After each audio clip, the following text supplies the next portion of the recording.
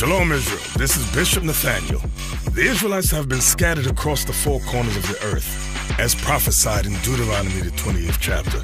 Here at Israel United in Christ, we need your help to recover the remnant of our people, teach them the gospel.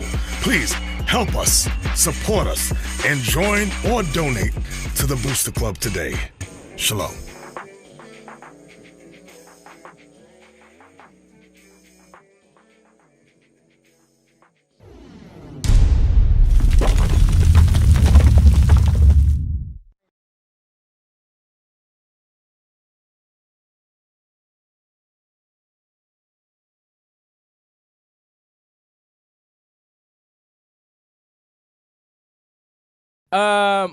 So let's go. Y'all ready? All right, so we're going to talk about, we're going to do some history today. We're going to go from the time of Cyrus up to Rome. I'm going to make it as far as I can make it. We'll see how far I get. If not, then I'll do part two. So brothers and sisters that I've talked to in L.A., I think I went over some history in Vegas last time I was there. So I'm going to start with the stuff I started with in L.A. And then the stuff I did in Vegas, I'm going to go there. And then the stuff I'm going to do after that should be a little newer. So if brothers and sisters are on from those areas, they might have heard some of this stuff before. But I got to kind of go over it. And, of course, I know y'all have heard a lot of it, but I haven't went all the way through. So I'm going to try to make it all the way through today, through Daniel 10 and 11 and into 12 if I can. So we're going to do some history. What should we start? I'm going to ask y'all this, Israel. What is the purpose of a prophet? What say y'all, Israel? What is the purpose of a prophet? What y'all got? The purpose of a prophet. Because we call the brothers, prophets in the Bible. But why? Why do we call them prophets? What you got? Anything up there? I can't see. I'm blind. To warn us, to tell it, to prophesying. Okay. What that say? I told my family. No, not that one. All right. So prophesying, remind us of God's commandments. Teach us the Most High. Teach. Okay. All right. Go back up. So the main one we talking about today, we talking about history. Well, go ahead, JDL. Help me out, man. Why are the prophets called the prophets? Why are the prophets called the prophets? Ooh, that's a good question. Why are the prophets called the prophets? That's a good one. Sure. I'm looking at it. I mean, to wake up the people, to teach us, to tell truth, to teach the watchers, to teach and guide the nation. Teach the truth, to prophesy. I like that one mainly, the one that say to prophesy. What else we got? Go ahead. To change the minds. Teach repentance, to help guide us. Teach God's laws. Preach and teach, to lead God people. Go ahead, JD. I'll say something. Let me find the scripture. To prophesy. To prophesy the word of God, it says the purpose is to teach and warn the people. Y'all kind of hitting it. Not really. I mean, when you say to prophesy, I see some brothers saying to prophesy. Cap will probably get into it, but what does that mean? That's my question to you. What does that mean when you say to prophesy? What does that mean? So somebody elaborate on that.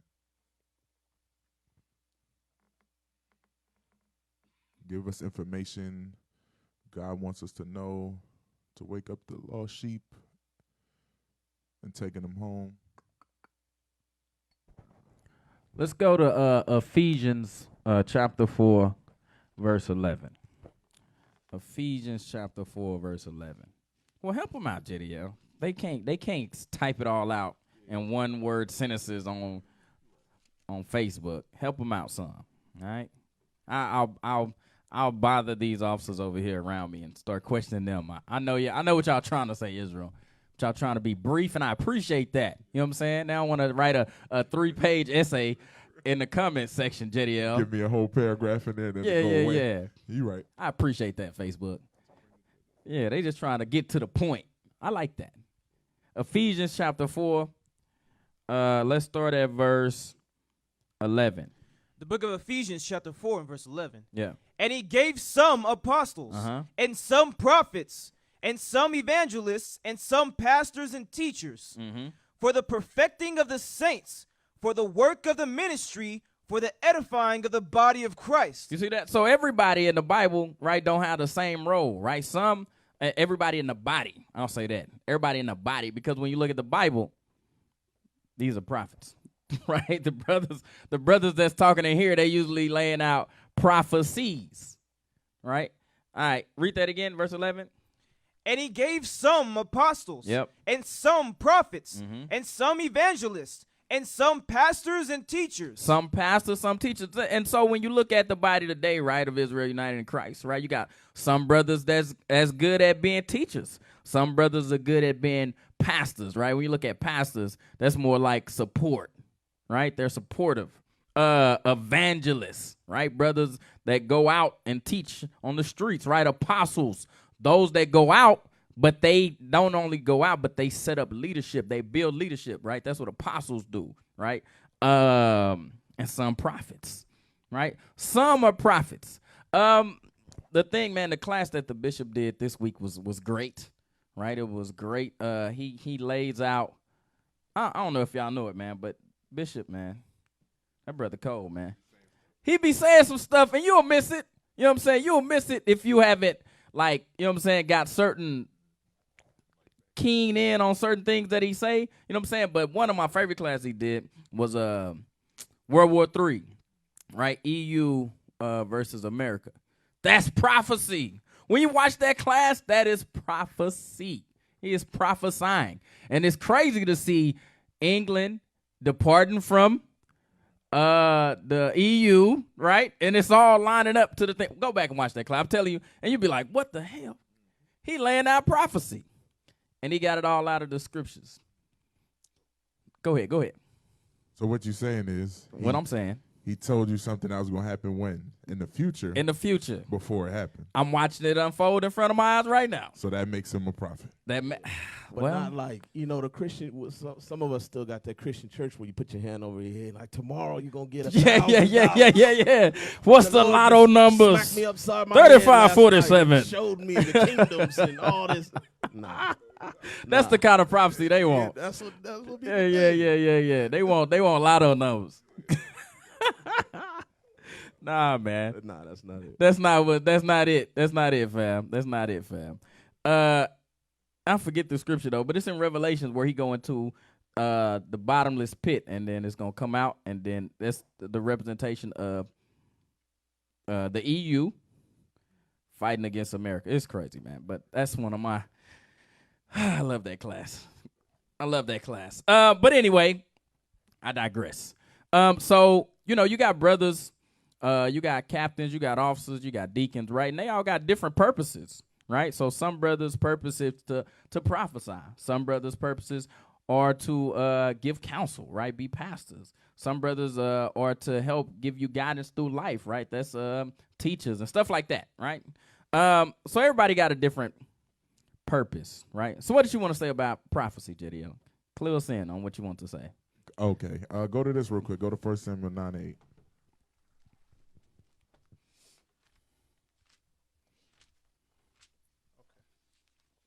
Yeah, I thought you was going. You know what I'm saying? Nah, go ahead, bro. All right. 1 Samuel 9:8. 9:9. The book of 1 Samuel, chapter 9 and verse 9. Beforetime in Israel, when a man went to inquire of God, thus he spake, Come, and let us go to the seer, for he that is now called a prophet was before time called a seer. So the thing I want y'all to see, right, is the word before was called a seer. So they were seeing something, right? What was Samuel seeing? What Samuel would see was the thing that was going to happen in the future. So when they start calling him prophet, y'all say prophesying. I know that's easy to just say, right, and not really understand. What it means is the ability to say what's going to happen in the future in a historical sense, right? So I'm sure Captain's going to get into it, but you got to be able to line up the dates to know when they said it. And then say, okay, he said it 100 years before this happened. That makes him a prophet or a seer. Right. And that's the point. That's the point of understanding the history. That's the point of understanding the history, not just so you can say, oh, I know a bunch of dates, but so you can identify if the things that you're reading scripturally are prophetic. If you understand the dates, then this Bible will be like mind-blowing to you. You know what I'm saying? Go ahead, Bez. Give me Matthew 5:17.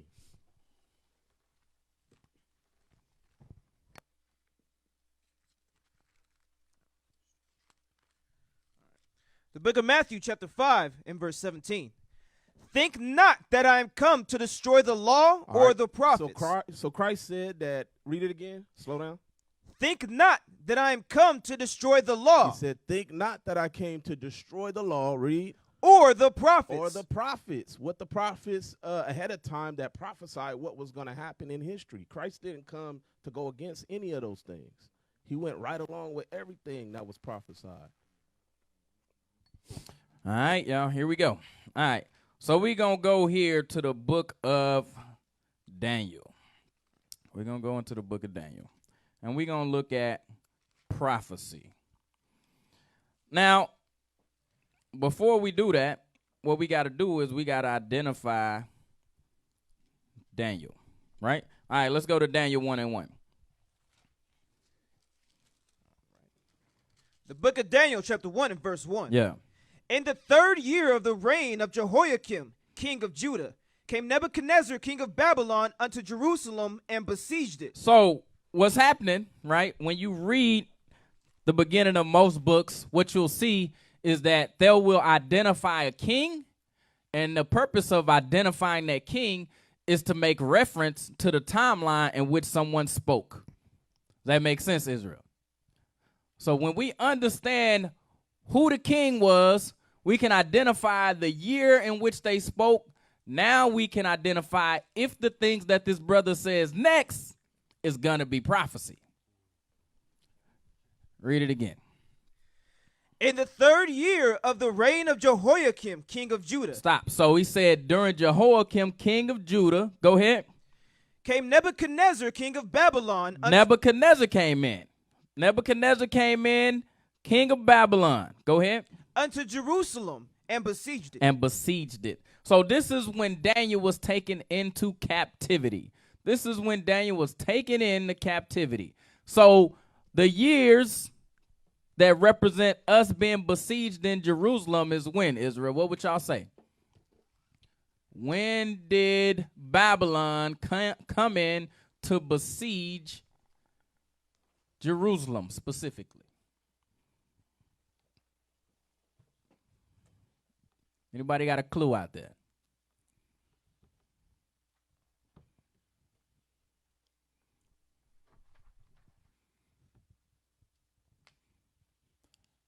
Come on, Israel. Oh, shoot. What that mean? Oh. Oh, dang. Scroll down a little bit. What that say? Somebody post something? 70. No.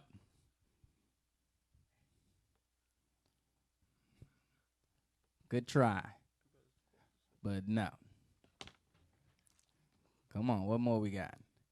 600 BC. Question mark, question mark. Adam, I'm going to need you to put an exclamation mark or a period, not question mark.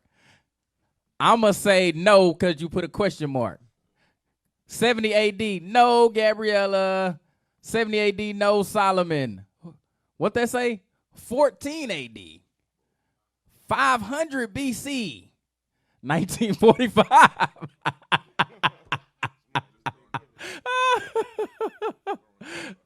Nah, I missed that. Nah. All right, read again. Adam is correct with his question marks. Tell him to take the question marks down. So around 600, right? Read Daniel 1:1. In the third year of the reign of Jehoiakim, king of Judah, came Nebuchadnezzar, king of Babylon, unto Jerusalem, and besieged it. So around 600 is when Nebuchadnezzar came in to fight against Judah. 625, 609, 605, right? All those dates are in the general ballpark, right? So when you look up these biblical dates, right, what you'll have things is like called like Brighton dates, Holman dates, right? These different dates. And so you'll see some variations between, 5 to 20 years, right? So we in the late 600s, right? Now, when I say late 600s, what we're doing is we count backwards during the time before Christ, right? I'm sure y'all know that, but just to make sure that it's making sense, all right? So when I'm saying late 600s, I'm talking about 620 to 600, somewhere in there, all right? It's hard to put an exact date on it because we wasn't there. You know what I'm saying? Like I wasn't there. But you can take these different resources, right? I got, as y'all see as I go through this, I got like 15 books up here. How many books I got? 1, 2, 3, 4, 5. I got 5 books so far. 6. I got 6. I got like 6 books up here. So I'm going to be going in and out of these books. So around 600, right? Now for me, because I enjoy history, right, what I like to do is put these dates near that time. So when I see King Nebuchadnezzar, I put, like 600 something, right? Now what'll happen is, let's jump over to Judith. Let's jump over to the book of Judith. That's so I can show y'all this, because this always confuses people all the time, right? So I just want to do this. The book of Judith. All right, Israel. I'm giving it to y'all now. Don't say y'all didn't learn it. Here it come. Don't be, now if y'all confused after this, I don't know what to tell y'all. You know what I'm saying? Judith chapter 1, verse 1. The book of Judith, chapter 1 and verse 1. Yeah. In the 12th year of the reign of Nebuchadnezzar. Nebuchadnezzar. Yeah, you see that? See what your mind do? That's fine. That's fine. I'm glad you read it that way, because that's what happens in our mind, right? We'll read Nebuchadnezzar and we'll say, that's Nebuchadnezzar, right? Read that again. In the 12th year of the reign of Nebuchadnezzar, who reigned in Nineveh, the great city, in the days of Arphaxad, which reigned over the Medes in Ecbatana. In Ecbatana. Okay, so it's saying in the 12th year of the reign of Nebuchadnezzar. Now, we just read in Daniel 1 and 1 about a Nebuchadnezzar, right? But now we're reading in Judith about a Nebuchadnezzar. King, what do you call him? King, 12th year, who reigned in Nineveh, right? Say he reigned. They don't call him king, but he say he reigned, right? So jump down to verse 7. Verse 7. Then Nebuchadnezzar, king of the Assyrians, sent unto all that dwelt in Persia. All right, stop. So we call him right there, called him king. You see that? He called him king. Now, what y'all have to do, Israel, is understand this. This is what happens in a Negro's mind. When they hear king, they think he's in charge of everything. He's not, right? He had a small area, small province in which he was in charge of. He was not king of everything at this point, right? I'm going to prove it to you. Go to Judith. We're going to go to chapter 4. And we're going to start at verse 2. The book of Judith, chapter 4 and verse 2. Watch this. Therefore they were exceedingly afraid of him, and were troubled for Jerusalem. They was troubled for what? For Jerusalem. Now, why would Israel be troubled for Jerusalem if we in captivity? We just read in Daniel that we was besieged. You see this? Go ahead. And for the temple of the Lord their God. And for the what? And for the temple of the Lord their God. So during the time of Nebuchadnezzar, during the time of Daniel, they burned and destroyed the temple. But now we looking here in Judith chapter 4, it say what? Therefore they were exceedingly afraid of him, and were troubled for Jerusalem, and for the temple of the Lord their God. Here it come. For they were newly returned. They was what? For they were newly returned. They was what? For they were newly returned. So the book of Judith is written during the time that Nebuchadnezzar was, the Israelites was what? Read that again. For they were newly returned. They had just returned from the captivity. They had just returned from the captivity of the Babylonians. Go ahead. And all the people of Judea were lately gathered together, and the vessels and the altar and the house were sanctified after the profanation. So they had just went back and rebuilt the temple. That would put the book of Judith during the time of when? What? Why are you flashing over that? Nebuchadnezzar, the son of Nebuchadnezzar. Yes, that's exactly what I'm showing, sis. Or Judah. I don't know if that's a sister or brother. I'm sorry. So the point I want y'all to see is the scriptural proof that we had went back to Jerusalem, which would put us during the time of Cyrus. During the Persian captivity, I say it like that. Cyrus might be too specific. So during the Persian and Mede Empire is when we had returned back to Jerusalem to rebuild the temple. Does that make sense? Okay. All right. Let's go back to Daniel.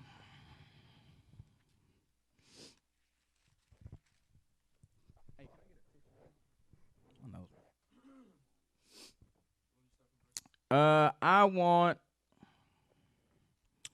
Daniel chapter. Let's jump into it. Let's go to chapter 10. Daniel chapter 10. We'll start at verse 1. The book of Daniel, chapter 10 and verse 1. Thank you, sir. In the 3rd year of Cyrus, king of Persia. Now we talking about Cyrus, right? Now we talking about Cyrus. Now we see that Daniel started off during the time of Nebuchadnezzar, right? Which is around the 600s, right? Now we at Cyrus.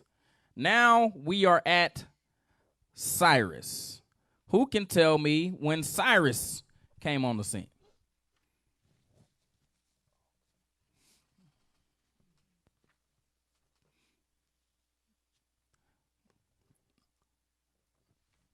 I got a question right there. Persian and Medes. Yeah, if the question was when was Judith written, that was during the time of the Persians and Medes. I won't say when it was written. I'll say what was the setting of the narrative? It was during the time of the Persians and Medes. We'll say it like that.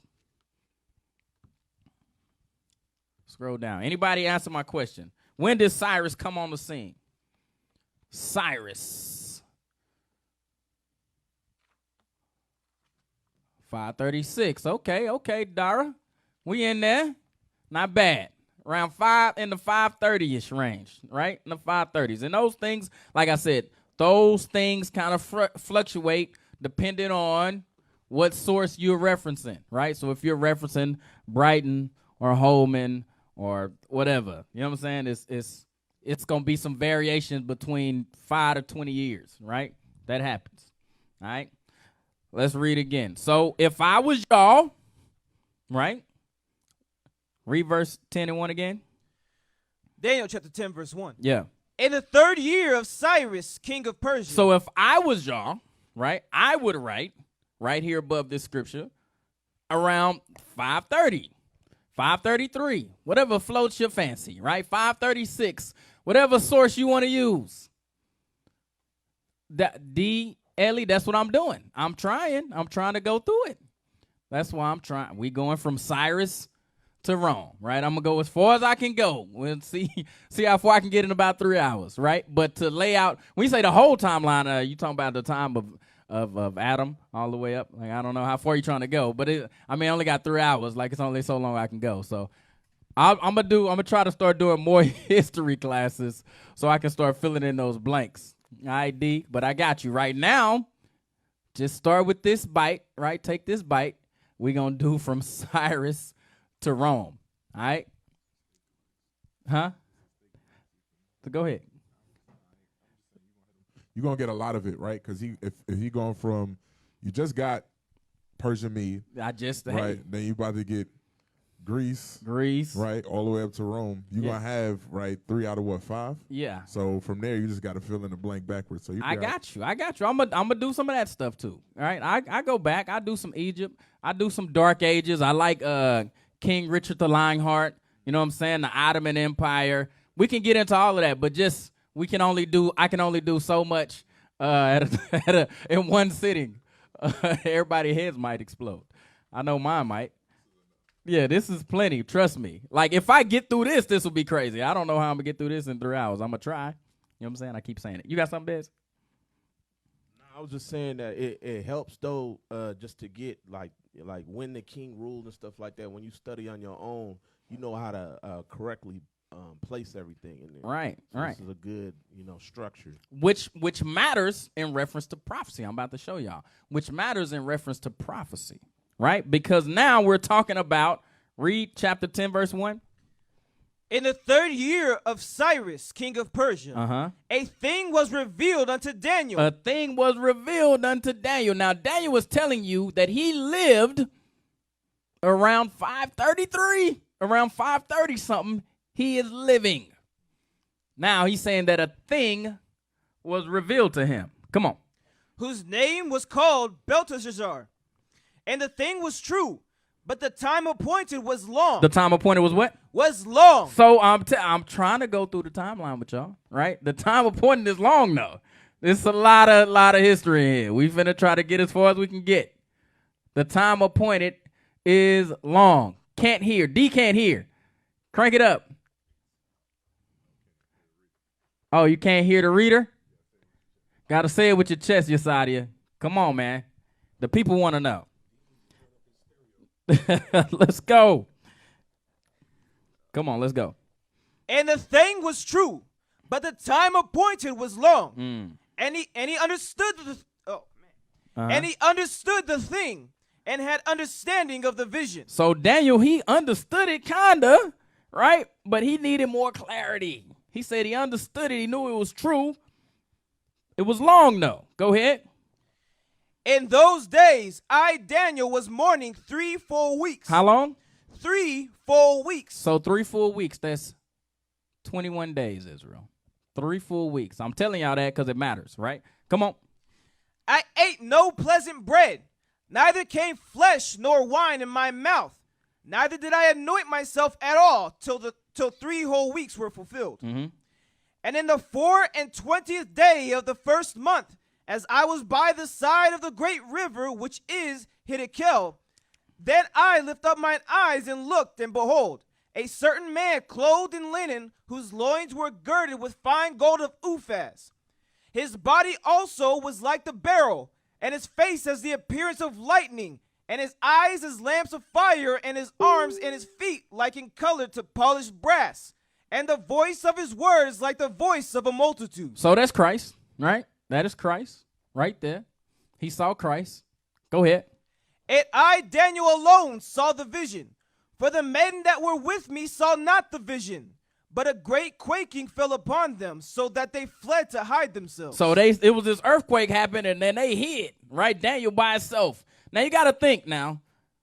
Go back to Daniel 1:1, right quick, just so we can see what's going on. You can put this into perspective, what you seeing here. Daniel chapter 1, verse 1. Yeah. In the 3rd year of the reign of Jehoiakim, king of Judah, came Nebuchadnezzar, king of Babylon. So that's around 600, right? Go to Daniel 10:1 again. In the 3rd year of Cyrus, king of Persia. Now, we at 5 in the 530. So how old is Daniel? Come on, mathematicians out there. How old is Daniel right now? Any clue? How old is Daniel? He having a vision. Scroll down some, Boda. Look like somebody posting.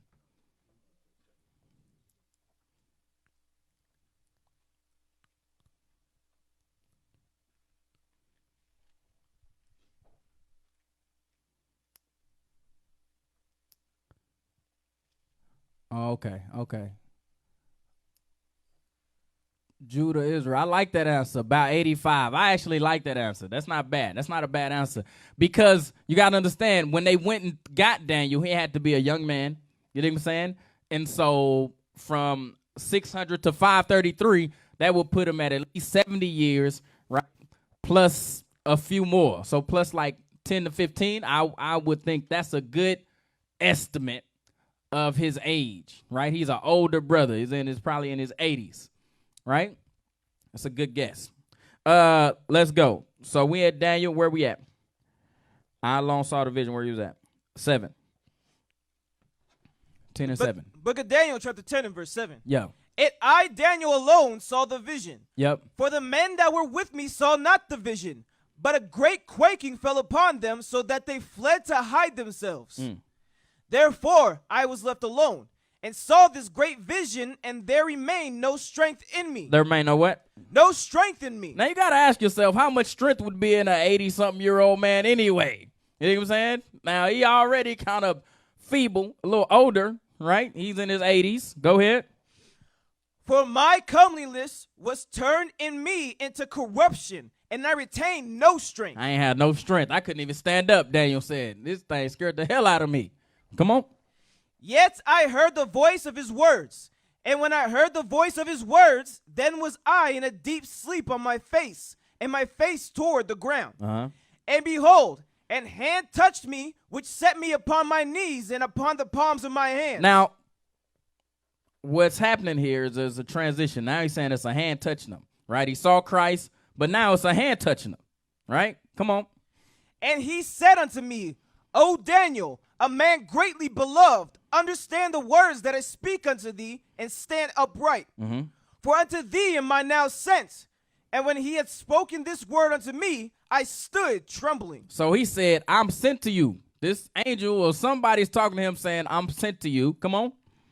Then said he unto me, Fear not, Daniel, for from the first day that thou didst set thine heart to understand. So from when 21 days ago, when you set your heart to try to understand, go ahead. And to chasten thyself before thy God. And to discipline yourself to fast, right? He started fasting. Go ahead. Thy words were heard, and I am come for thy words. Now, he said, I'm coming to explain to you the vision that you seen. You was asking for clarity on this vision. I'm coming to give it to you. Come on.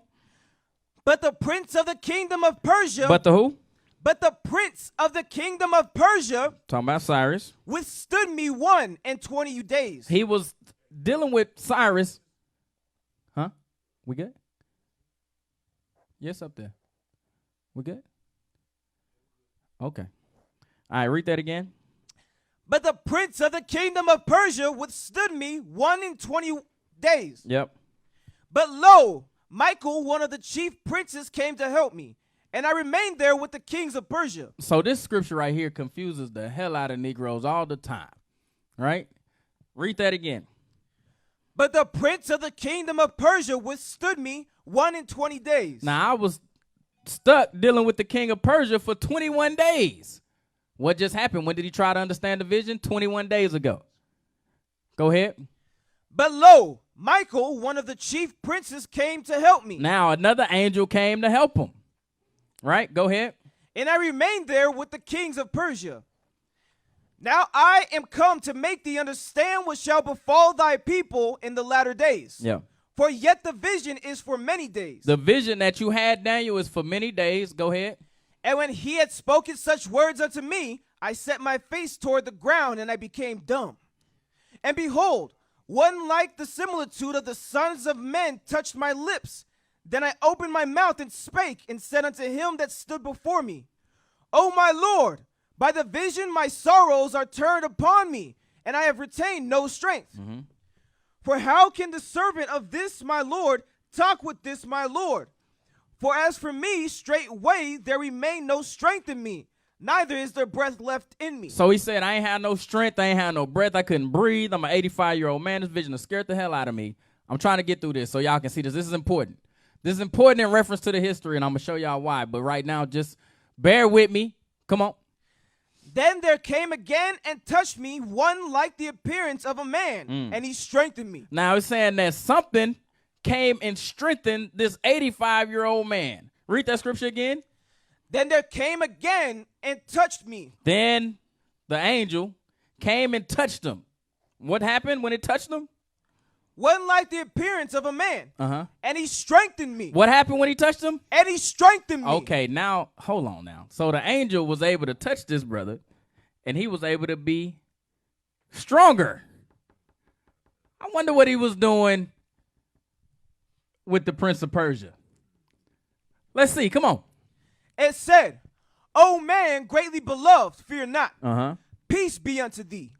Be strong. Be what? Be strong. This angel was able to exude and put strength in this brother, right? He went from just a 85-year-old man to now he's strong. Now he's strong all of a sudden. Yeah, what you call him?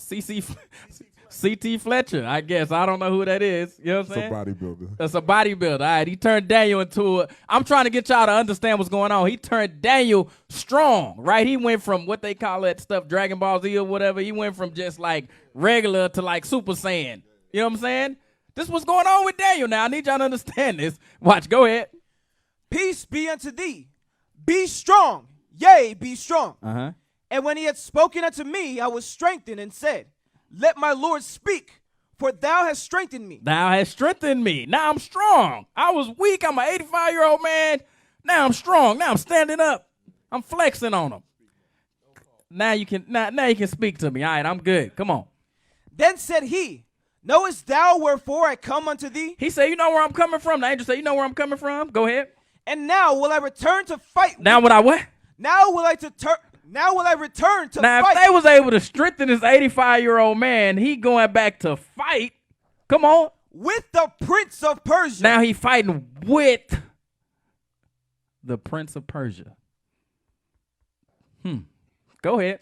And when I am gone forth, lo. When I leave the Prince of Persia, the Prince of Grecia shall come. Oh my goodness. Do y'all understand what's going on? Come on. Jediel, help him out. Help him out. Say something. The angel out here spitting prophecy. You know what I'm saying? Like it's nothing. He like, look, I'm going to go help this dude win the war. Yep. And then after I'm done helping them win the war, I'm going to help the Grecians win the war They later. don't understand. I don't think they understand what just happened. Bez, do you understand what just happened right there? Say something. Say something. Help me out.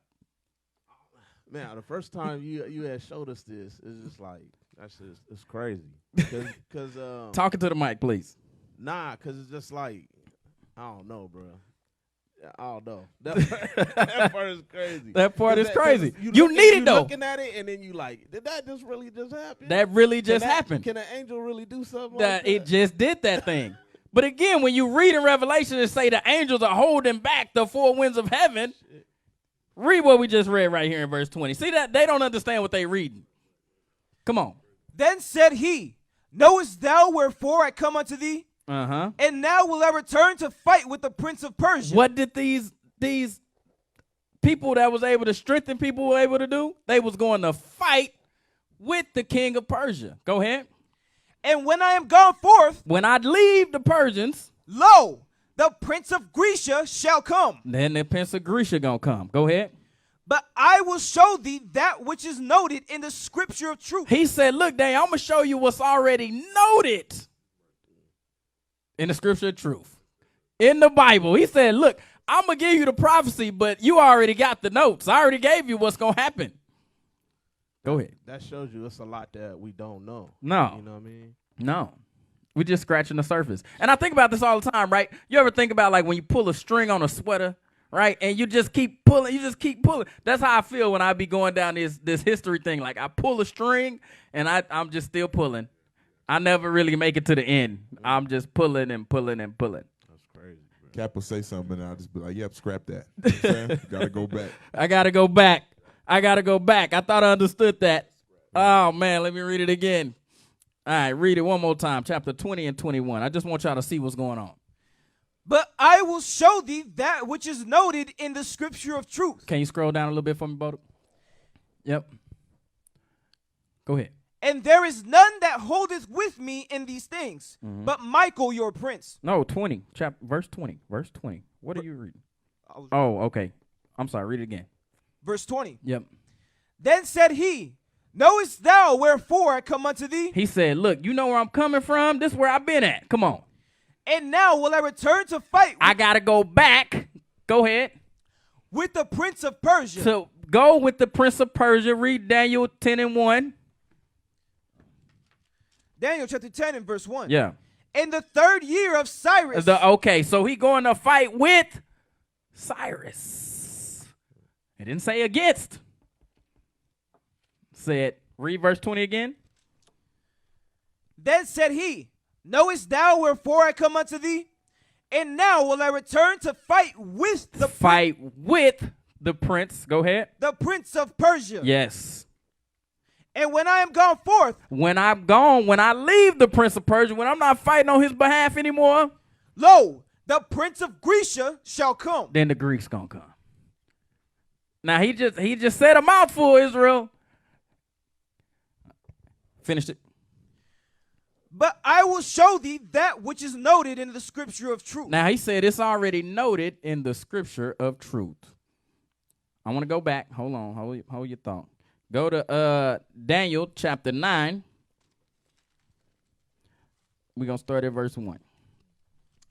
The book of now he said, I'm going to show you what's noted in the scripture of truth. Go ahead. The book of Daniel chapter 9 and verse 1.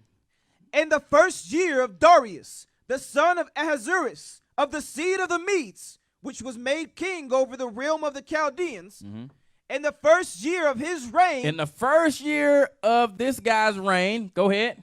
I, Daniel, understood by books. He understood what? I understood by books. He understood something because he was reading a book. What was he reading? I, Daniel, understood by books the number of the years whereof the word of the Lord came to Jeremiah the prophet. What was Daniel reading, y'all? He was reading the book of Jeremiah. He was reading the book of Jeremiah in order to understand. Read it again. Read verse 2. In the first year of his reign, I, Daniel, understood by books the number of the years whereof the word of the Lord came to Jeremiah the prophet. That he would accomplish. That he would what?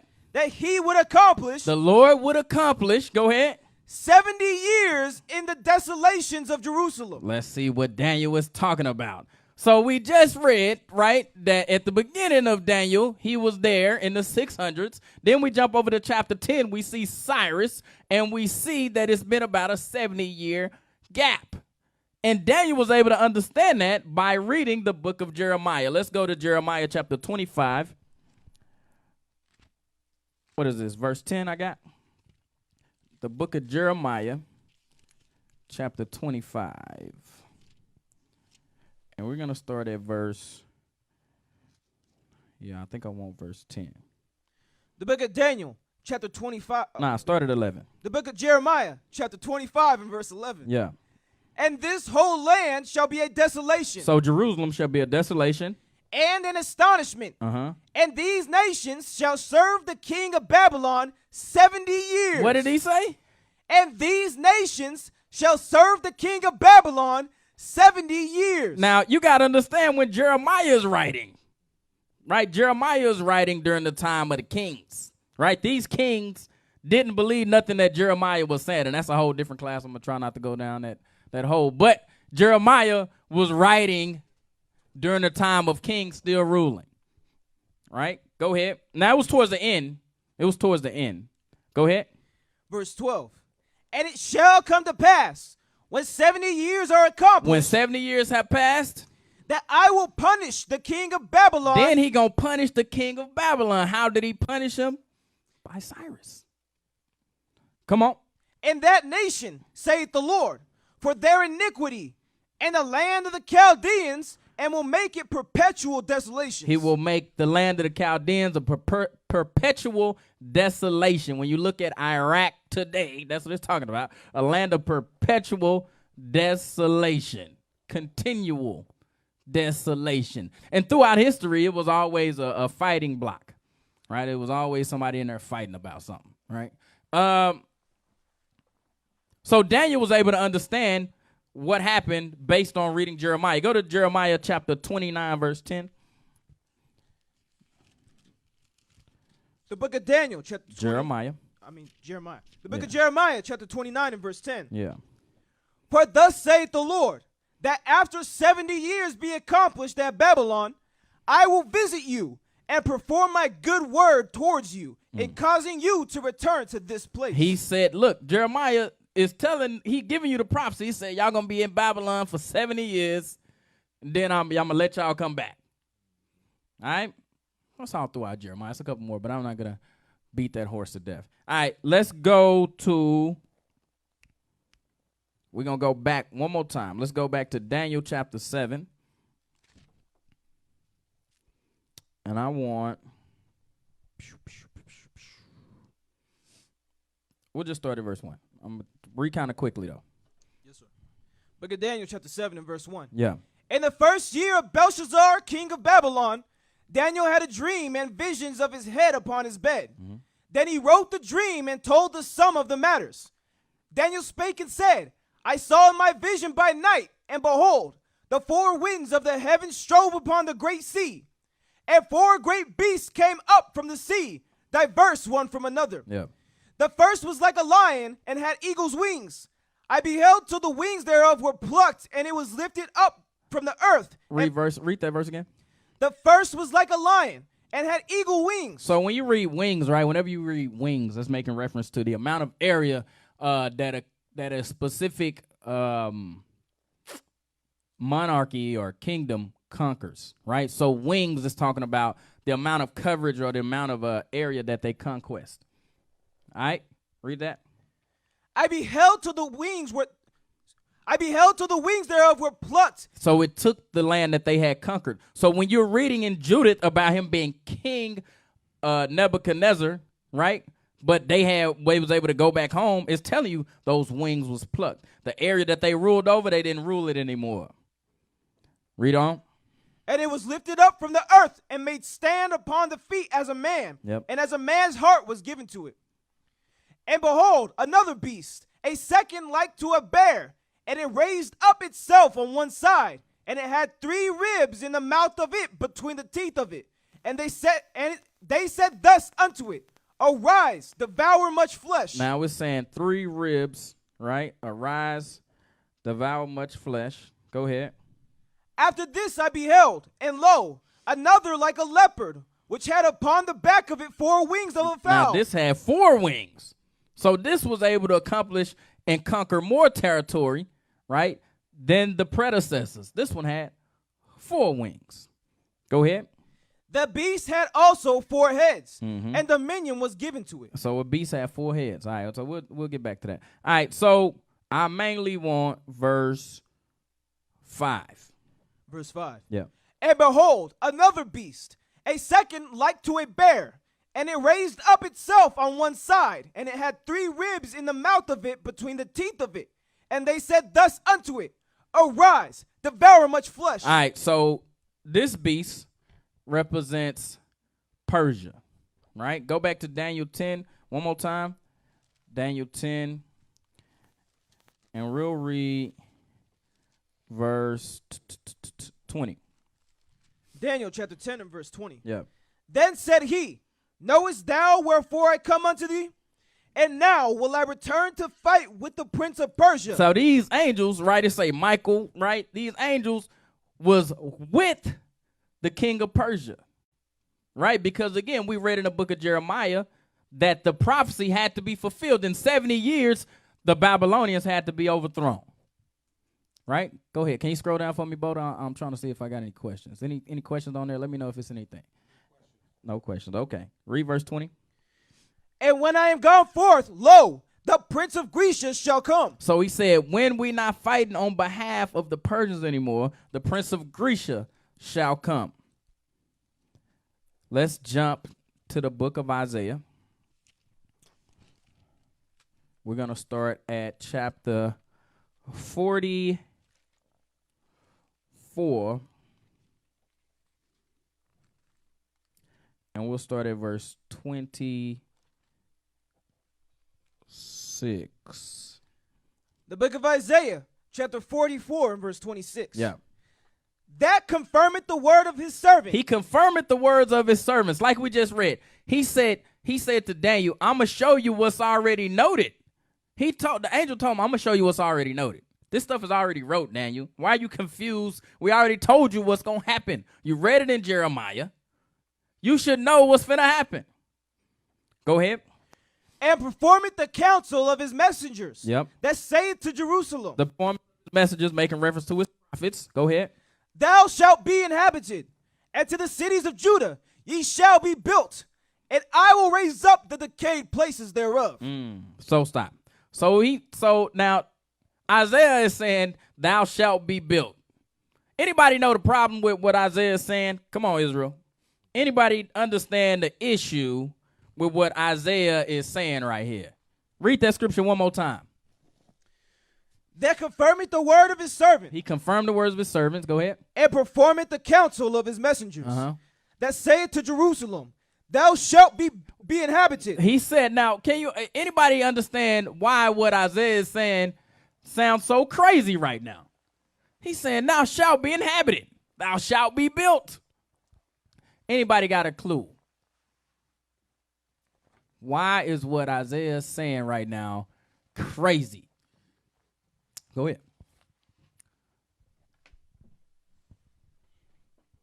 Why is what Isaiah is saying nuts?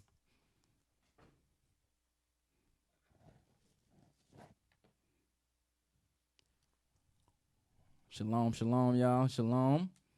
Anybody got a clue? Why is what Isaiah is saying so astonishing?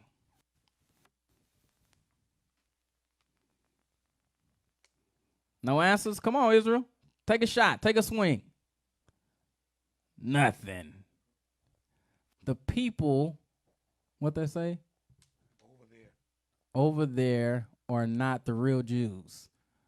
He talking about in the future during Cyrus's time. Absolutely. But they're still not hitting the point. It sounds crazy to them. They still have doubt and can't see the vision yet. Nah. They do not believe. Nah. They were in captivity. Okay. We getting warm. But no. Scroll down. Israel, because they was in captivity. No. Scroll down. Okay, I'm going to ask y'all this. What captivity, that's the question, what captivity was Isaiah in? What captivity was Isaiah in?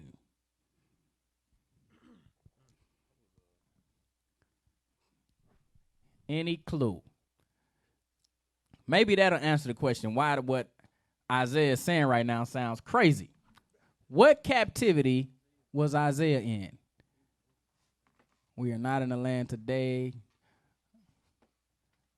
City was broken down. Nah.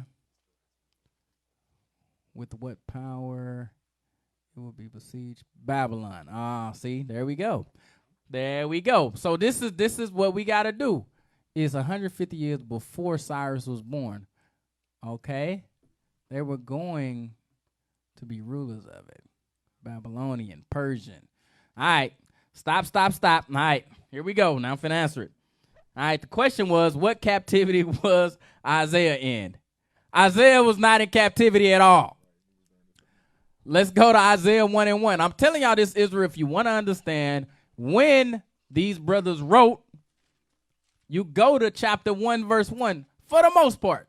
Sometimes it's not there, but for the most part, see, they put Babylonian captivity, Assyrian captivity. I saw somebody put Persian captivity. No. Isaiah chapter 1, verse 1. Read that. What's up? Yeah, good. That's my job. The book of Isaiah, chapter 1 and verse 1. Yes. The vision of Isaiah. The vision of Isaiah. The son of Amos, which he saw concerning Judah and Jerusalem. In the days of Uzziah. Uzziah was the king of Judah. Go ahead. Jotham was the king of Judah. Ahaz. And Hezekiah. Yes. Kings of Judah. So these men were kings. Now Isaiah is talking to kings. And read chapter 45, verse 26. That confirmeth the word of his servant. He confirmed my words, and what I'm telling y'all is true, kings. Go ahead. And performeth the counsel of his messengers. Yes. That saith to Jerusalem, thou shalt be inhabited. Now they can like, what? I'm in Jerusalem. I'm in my kingdom right now. What are you talking about, Isaiah? You're crazy. I'm here. I'm ruling. Why are you saying I'm going to be inhabited? We inhabited. We all here right now. We kicking it. What are you talking about? Read it again.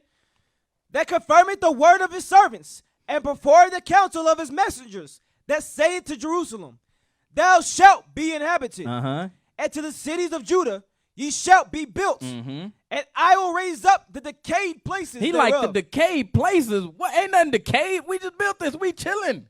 Solomon built this. I got this from my granddaddy. We good. We balling over here. What are you talking about, Isaiah? You tripping. Let's go to Kings. 2 Kings, I believe it is. Where is that, JDL? 19?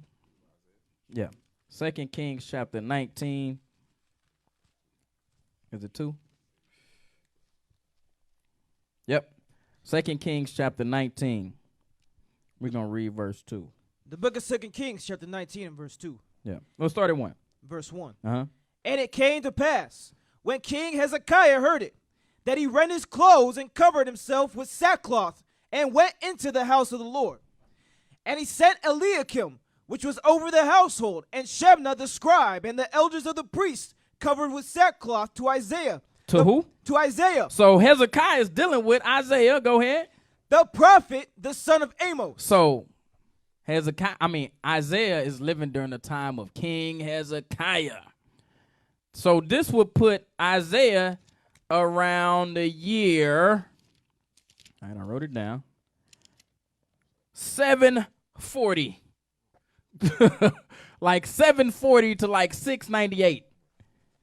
Now, when did Cyrus rule? I said 533. 530. Let's go to it. Isaiah chapter 44. I think we have verse 27 now. The book of Isaiah, chapter 44 and verse 27. Yeah. That saith to the deep, be dry, and I will dry up thy rivers. Here it come. That saith to Cyrus. That said to who? That saith to Cyrus. Now go over to Daniel chapter 10 verse 1. Book of Daniel, chapter 10 and verse 1. Yes. In the 3rd year of Cyrus. Now Daniel was living the prophecy that Isaiah and Jeremiah talked about. It's important to recognize these dates because we cannot identify prophecy if we don't know when these brothers wrote, when they lived, when they spoke. It's impossible to say these are the prophets. Why you calling these brothers the prophets, but you talking about they lived during the Persian captivity? That would not make him a prophet. That would make him an historian. Observer. Yeah, he was standing there writing down what he saw. That wouldn't make him a prophet, Israel. A prophet talks about things that happened before they happen. 44 verse 28. Yeah. Isaiah chapter 44 and verse 28. Yeah. That saith of Cyrus, he is my shepherd. Cyrus is his shepherd. Go ahead. And shall perform all my pleasure. Yep. Even saying to Jerusalem, thou shalt be built, and to the temple thy foundation shall be laid. So that's how we know the things in Judith are making reference to after the Persians have come in and overthrown the Babylonians. Because it say that they was newly returned to Jerusalem. Keep going. We have 45 verse 1. Now you're going to have to speed up a little bit for me. Isaiah chapter 45 and verse 1. Yeah. Thus saith the Lord to his anointed. To his anointed, yep. To Cyrus, whose right hand I have holden. What'd he do with his right hand? Whose right hand I have holden. What? How did he do? What? Let's go back to Daniel. He said his right hand I have holden. What does that mean? Let's go back to Daniel. Daniel chapter 10. Let's look at verse 18. Daniel chapter 10 and verse 18. Yeah. Then there came again and touched me one like the appearance of a man. Yep. And he strengthened me. And he did what? And he strengthened me. So what was these angels doing for Cyrus? Let's jump over to chapter 10. Let's jump back now. Jump to chapter 10, verse 13. Watch what he say. Verse 13. Yeah. But the princes of the kingdom of Persia withstood me 1 days. Yeah. But lo, Michael, one of the chief princes, came to help me. And I remained there with the kings of Persia. So what was these people doing? What was these angels doing with Cyrus? What was they doing? Let's jump over to chapter 10, verse 20. Read 19 and 20. Verse 19. Yeah. And said, O man, greatly beloved, fear not. Peace be unto thee. Yep. Be strong. So when it say he was upholding the right hand of Cyrus, he was what? Be strong. He made him strong. Go ahead. Yea, be strong. Yeah. And when he had spoken unto me, I was strengthened. Yeah. And said, let my Lord speak, for thou hast strengthened me. He strengthened Cyrus. He did the same thing for Daniel right here. Come on. Then said he, knowest thou wherefore I come unto thee? Yeah. And now will I return to fight with the prince of Persia. To fight what? To fight with the prince of Persia. He was fighting with the prince of Persia. That's why when you read in Isaiah chapter 45, where I'm at, verse 1, come on. Thus saith the Lord to his anointed, to Cyrus, whose right hand I have holden. So if these things is holding his hand, just think of how much slaying he able to do. He got an angel strengthening him. You know what I'm saying? Ain't nothing gonna stop you. Ain't nothing gonna stop you. Come on. To subdue nations before him. Yeah. And I will loose the loins of kings. He gonna loose the loins of kings. They was like, look, man, whatever you want, Cyrus, we moving out the way. Come on. I will loose the loins of kings to open before him the two leaf gates, and the gates shall not be shut. Yeah. So that's making reference to his economy, right? His economy, the economy of the Persians was open, right? They was just bringing in food, bringing in lumber, everything, right? It's making reference to his economy. Let me know when you're ready, Yesai.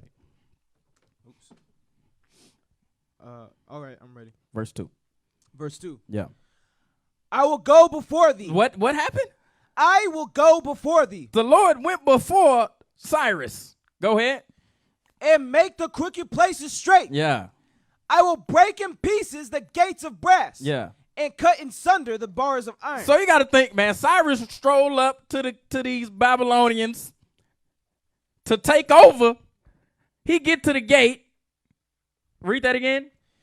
I will go before thee. Yep. And make the crooked places straight. The roads is easy. He moved all the rocks off the road for Cyrus. He ain't gonna break a tire. His chariots just roll smoothly on in. Come on. I will break in pieces the gates of brass. Yes. And cut in sunder the bars of iron. So he get to the gate, the bars of iron, right? It's a gate there. It's already cut.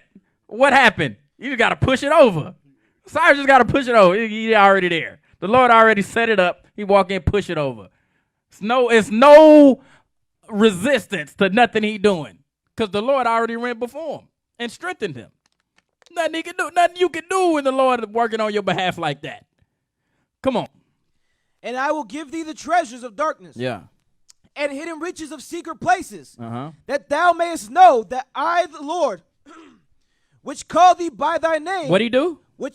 Which call thee by thy name, Uh-huh. and the God of Israel. And the God of Israel. You got to think, man, when Cyrus, when the brothers show him these scriptures, like, look, Cyrus, this dude Isaiah wrote about you in around 740. Hold on, man, this is year 530. This is like 150 some years before I'm even rocking. You know what I'm saying? Go ahead, JD. You want to say something? I think the first day he read this. Yeah. You know what I'm saying? He reading it. He like, damn, I just became king. They I just bringing me became information king. about I thought I did all of this. Right. I thought this was me. Read on. Verse 4. Yep. For Jacob my servant's sake. He did it for Israel. He set Cyrus up for Israel because the word of the prophets had to be fulfilled. The things that Jeremiah said, the things that Isaiah said, the things that Daniel said, Ezekiel, right? All these brothers spoke in prophecy about this coming day. He said, go ahead, read that again. For Jacob my servant's sake. For Israel. And Israel mine elect. Yeah. I have even called thee by thy name. I named you Cyrus so you could be a sign to them that the things that I said was going to happen. I called you by your name so they can see you and say, oh, that's Cyrus. Hold on. I read about him in Isaiah. Hold on. I read in Jeremiah that it was going to take 70 years. This must be the Cyrus and this is the 70 years. Oh, snap. Go ahead. I have surnamed thee. Yep. Though thou hast not known me. Though you don't know me. Though you ain't an Israelite. I named you Cyrus. Go ahead. I am the Lord, Yep. and there is none else. There is no God besides me. I girded thee, though thou hast not known me. Though you don't know me, though you ain't Israelite, I girded you. Go ahead. That they may know from the rising of the sun From the east, and from the west, from the west. that there is none beside me. Yep. I am the Lord, and there is none else. There's none else. From the east to the west, it ain't no other God. Now, Cyrus and the Persians, they had this religion that they had called Zoroastrianism, right? So that's what he was into. So you got to think when they show up with the scriptures, he like, what the hell? Go ahead. Verse 7. I form the light. The Lord said, I formed the light. Uh-huh. And create darkness. Yep. I make peace and create evil. I, the Lord, do all these things. So the peace that is set before your kingdom, the evil that is going to be amongst your kingdom, I'm the one that's moving all these things around. Go ahead. Which is going to take me to another class I'm going to do soon. Do we have free will? I'm going to do that. I'm working on it. I got like 4 scriptures so far. I'm working on it. All right, go ahead. Verse 8. Yeah. Drop down, ye heavens, from above, and let the skies pour down righteousness. Yeah. Let the earth open, and let them bring forth salvation. And let righteousness spring up together. I, the Lord, have created it. Yeah. Woe unto him that striveth with his maker. So he said, look, Cyrus, don't try to strive with me, man. Just follow my directions. Read that again. Woe unto him that striveth with his maker. Yep. Let the potsherd Potsherd. Oh, Pot. let the potsherd strive with the potsherds of the earth. Yep. Shall the clay say to him that fashioned it, what makest thou? Or thy work, he hath no hands? He's like, wow, are you saying I don't got no free will? This is exactly where this is going to take me. But I get into it. Go ahead. Woe unto him that saith unto his father, what begettest thou? Or to the woman, what hast thou brought forth? Yep. Thus saith the Lord, the Holy One of Israel, and his maker. And his what? And his maker. He's like, I made you, Cyrus. I'm your maker. Go ahead. Ask me of things to come concerning my son. He said, you want to worry about anything, Cyrus? You ask me about my sons, and I'm going to tell you how to move. Go ahead. And concerning the work of my hands, command ye me. Yep. I have made the earth and created man upon it. I, even my hands, have stretched out the heavens, and all their hosts have I commanded. Yep. And I have raised him up in righteousness. He's like, look, I raised up Israel in righteousness. Go ahead. And I will direct all his ways. Yep. He shall build my city. Now, when you read the book of Ezra, right, what's going on? We rebuilding the city. Who gave us the ability to go back and do that? Cyrus. But it was all prophesied back here during the time of Isaiah around 740 something. Come on. He shall build my city. He gonna do what? He shall build my city. Yep. And he shall let go my captives. He said, look, let go of Israel, man. Don't keep them in captivity, bro. Let them go. Go ahead. Not for price nor reward, saith the Lord of hosts. He said, don't charge them no get out of jail money. You know what I'm saying? Don't charge them no what they call it when you getting out of slavery, like a bond payment or something, a debt or something. He's like, look, don't charge them. Just let them go. Bail? Okay, bail. It's something else they called it, though, when you bought your freedom. I don't know. I can't think of it. But anyway, he said, just let them go. Right? He's telling Cyrus, just let my people go. Go ahead. Thus saith the Lord, the labor of Egypt. So he said, in place of the Israelites, I'm going to give you what? The labor of Egypt. They can do your labor. You don't need to keep the Israelites in captivity. Let them go back and build a city, right? You can use the Egyptians for what? Read that again. The labor of Egypt. You can use the Egyptians for labor. Go ahead. And merchandise of Ethiopia. You can get all your merchandise out of Ethiopia. You can get your food. You can get your trees, whatever stuff you need, merchandise. You can get that from Ethiopia. And of the Sabians. And of the Sabians. Go ahead. Man of stature shall come over unto thee. He said, look, you let my people go, I'm going to send you these men of stature over to take care of you. They going to feed you. They going to do your work for you. They going to do all that for you. Just let the Israelites go back and build the city. Now, let's go back to Daniel chapter 7. I'm going to show y'all something real quick. Daniel chapter 7, verse 5. Daniel chapter 7 and verse 5. Yeah. And behold, another beast, a second like to a bear. You're talking about the Persians and Medes. Go ahead. And it raised up itself on one side. Yeah. And it had 3 ribs in the mouth of it. And it had what? 3 ribs in the mouth of it. So those 3 ribs in the mouth of it go back to Isaiah chapter 45, verse 14.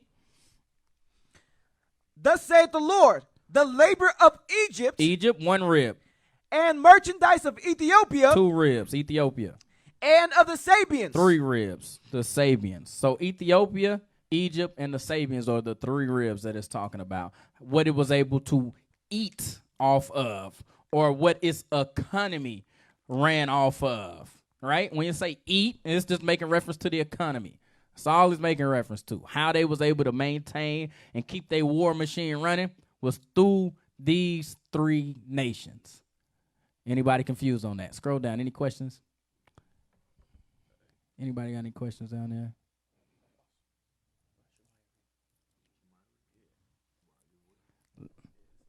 You hurting? All right, he hurting over here, Shemai. Can you help him out? Yeah, you read? You got it? Jediel got it. All right. All right. I don't see no questions up there. Oh, P. Rezzy. Yeah, let me get Perez, man. Oh, yeah. That's a good reader right there. You got to come to this side, Perez. Come over to the officer's table. Subbed them out, man. Need a new reader. We need a buzzer. Need a new reader, man. And get the reader out. Tag them out. We got Perez in. All right. So we just identified the 3 ribs that's making reference to, and Daniel, and those things are based off of Isaiah, the 70 years, which we read based off of Jeremiah. Let's go back to Isaiah one more time. 45, verse 14. This is the book of Isaiah, chapter 45 and verse 14. Yeah. Behold, they shall be as stubble. That's not it. Isaiah 45, verse 14. The book of Isaiah, chapter 45 and verse 14. Yeah, you got to speak into the mic, though. Come on, P. Thus Rezzy. saith the Lord, Yeah. the labor of Egypt, and the merchandise of Ethiopia, and of the Sabians, men of stature, shall come over unto thee, and they shall be thine. They shall be thine. Look, let my people go. You can have them to run your economy. That's yours, right? Go ahead. They shall come after thee in chains. Yep. They shall come over, and they shall fall down unto thee. They shall make supplication unto thee, saying, surely God is in thee, and there is no one else. There is no God. So that's how they felt about Cyrus, right? These other nations was like, man, God must be with this guy, man. He able to just come over here and just conquer everything. Wow. You know what I'm saying? All right. Yes, sir. What's that? It's not a whole question. Question. Are there any prophets being, what's that saying? Being into captivity? I'm asking to rephrase the question. Right? Yeah, Easton, I don't understand the question, sir. Being into captivity. I don't even understand what you're saying, bro. Yeah. Rephrase that for me, bro. All right, so we'll go back to Daniel now. All right. Let's look at Daniel. Let's go to the video. Give me the video. It should say it's the white guy. The Yale course. It should be the second one I sent. It should be let me double check. Let me see what that one say. No. It's not that one. It should be Judaism in the first century. Judaism in the first century.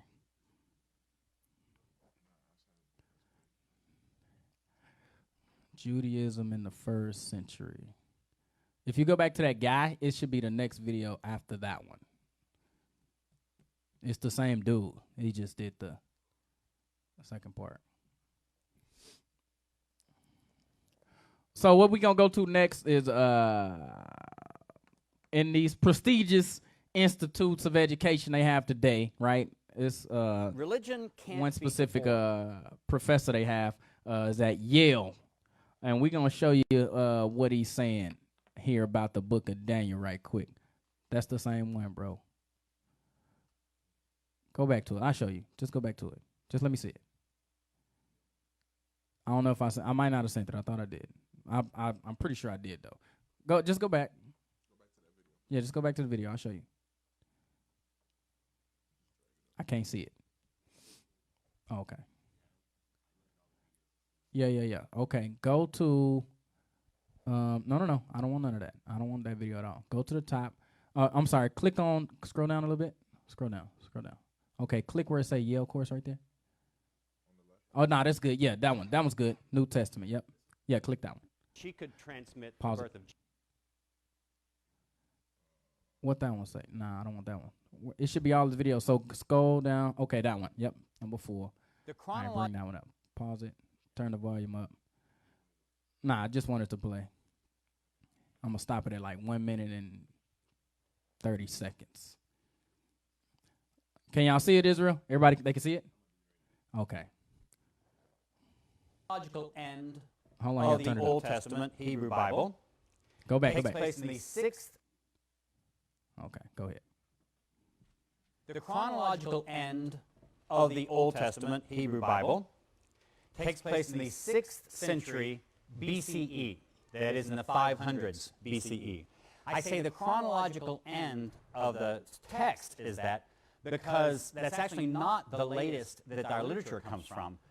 It's just that's the end of the story. What happens basically is that the Jews are taken out of Judea, they're taken into captivity, or at least the upper class is, in Babylon, and then they wait 70 years, and then they're allowed to come back into Judea to rebuild the temple and the walls of Jerusalem, and it's the rebuilding of the temple and the walls of Jerusalem that are narrated in the books Ezra and Nehemiah.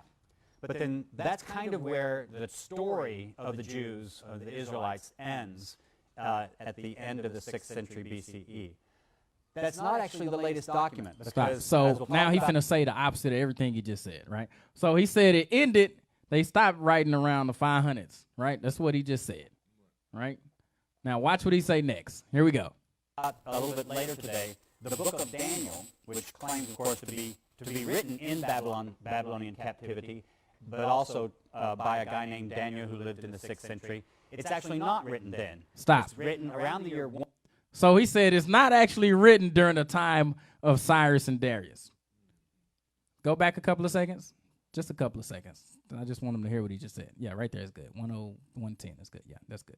But also by a guy named Daniel who lived in the 6th century. It's actually not written then. It's written around the year 164 BCE. Stop. He said that Daniel was actually written around 164 BCE. Why would he say that? Why would he say that? Play on a little bit. So that's the latest document that we have that's in the Hebrew Bible or the Old Testament. So there's a difference in the actual timing of the documents and the chronological end of the story. I'll remind you of what we talked about last time with Alexander the Great, just very briefly. Alexander the Great, remember, wanted to set up a one world. That's good. That's good. All right. So he said that Daniel was actually written around 164 BCE. I didn't bring up the other part where he said, but he said that it's written that way. He has to have wrote that way because the things that Daniel said are so accurate. He writes with precision. The things we finna look at are precise. And they can't believe that this man was able to write with so much precision about the issues that are coming forth. I don't understand. Okay, Easton, did Easton ever put his question up there? Is that a question? 2nd Ezra chapter 11. I don't understand. No, the question was for that when he says, which is the scripture, which is that scripture in the book of Ezra in the Apocrypha that describes the 4th beast? And somebody said 2nd Ezra. Oh, so you all off into another thing. If y'all stay with me, we can get into all of that, and I can give you the dates See, they just want to go off into other stuff. Easton's question was, and you answered it already, but here we go. Were any Israelite prophets in the Bible born into any captivities? Born into any captivities. Born into any captivities. I mean, Christ. You know what I'm saying? Christ was under Roman captivity. Yeah, I mean, most time they in slavery. They don't even know they in slavery. I mean, the whole book of Judges, they in and out of slavery. I mean, I mean, Joseph. I mean, Moses. I mean, yeah. I mean, Moses was a prophet. You know what I'm saying? He was in Egypt. You know what I'm saying? He was in captivity. Joshua. You know what I'm saying? Yeah, us right now. You know what I'm saying? We the prophets. We in captivity right now, bro. You a prophet. You in captivity. Give me that scripture. Give me that. What's that, John 8:32? Watch this. I love this scripture.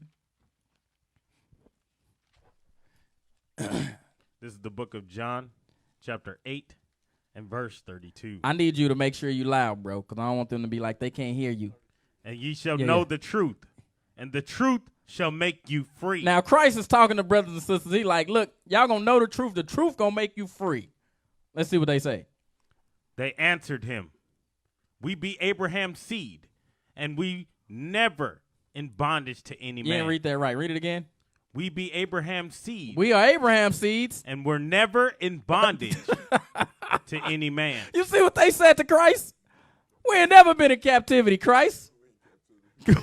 You in captivity right now. And they like, we ain't never been in captivity, Christ. Christ's temperance was unreal. Yeah, Christ was, he had to be sitting there like, these niggas is crazy. You're in slavery. Go ahead, bro. How sayest No, thou? I think, no, that's right. Baruch chapter 3, verses 8. Baruch 3 and 8. You got it, JDO? Yeah. He took his mic from him.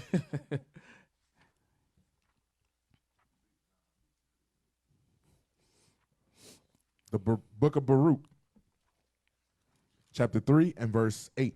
Behold, we are yet this day in our captivity, where thou hast cursed us for a reproach and a curse, and to be subject to payments, according to all the iniquities of our fathers which departed from the Lord our God. Go ahead. Why you take the mic from him? Go ahead. So, yeah, we are in our captivities. Like you were saying, I'm just piggybacking off what you're saying. Right. Yeah, we in captivity right now, bro. We the prophets. We in here right now. You know what I'm saying? Go ahead. Hey, Cap. What is crazy is, just to make it simple, if these prophecies are all true, Yeah. and we could line up all these dates, and then when it says the children of Israel shall take this place over, that means that's gonna be true. That's why you need the history. That's so you why. can see that everything that God said was gonna happen happened. So when he say that we gonna go back and we gonna rule, you can understand clearly that's gonna happen, because everything else he said happened. Go ahead. And it also shows you how it's going to happen, right? The process, right? Because what happens a lot of time with Israel, we impatient, so we can't look at the process. So when you look at how Cyrus sent us back to the kingdom, or how the Greeks coming apart as Captain goes over, or how the Romans came apart, you're going to understand our process is going to work the same, but it's going to last forever. Our stuff gonna last forever. Go ahead, Biz. Like when we out on the street teaching and we telling people, look, a black man gonna come through the sky and save us, that goes right over people's head. Like, I don't see that happening right now. But we prophesying. They don't believe it. Just like they didn't believe Daniel, just like they didn't believe Jeremiah, just like they didn't believe Isaiah, right? It was only a faithful few that believed. It was only a few, right? So just like these brothers prophesied back then, we prophesying today, like we was talking about when I was making reference to the bishop in that class, EU versus America, right? That's prophecy. You know what I'm saying? A lot of times, right, brothers and sisters, we telling y'all, we'll say like, hey, don't deal with that sister right now. That's prophecy, right? Don't do this thing that we telling you not to do. That's prophecy. You got big prophets, you got small prophets. The prophecies about marriage becoming true. They becoming the past. Fast. I'd be like, dang, I told you, bro. It'd be fast. I tried to warn you. It'd be like 3 weeks after marriage. It'd be like, dang, that's a prophet. That's a prophet. After the fire hit that butt, then they say, you know what? That brother was a prophet. That's how people are, man. That's why when you read out Romans 9, when he say, for this same cause I raised you up so I can show my people. Like, we don't believe it until we see it with our eyes. Like, we don't believe it. That's why Christ got to destroy everything, because we don't believe nothing. We read the Bible, it say this going to happen, but we won't believe it until we physically see it with our eyes. You got something, Des? I can't find it. That one where it says, then shall they know a prophet Was among them?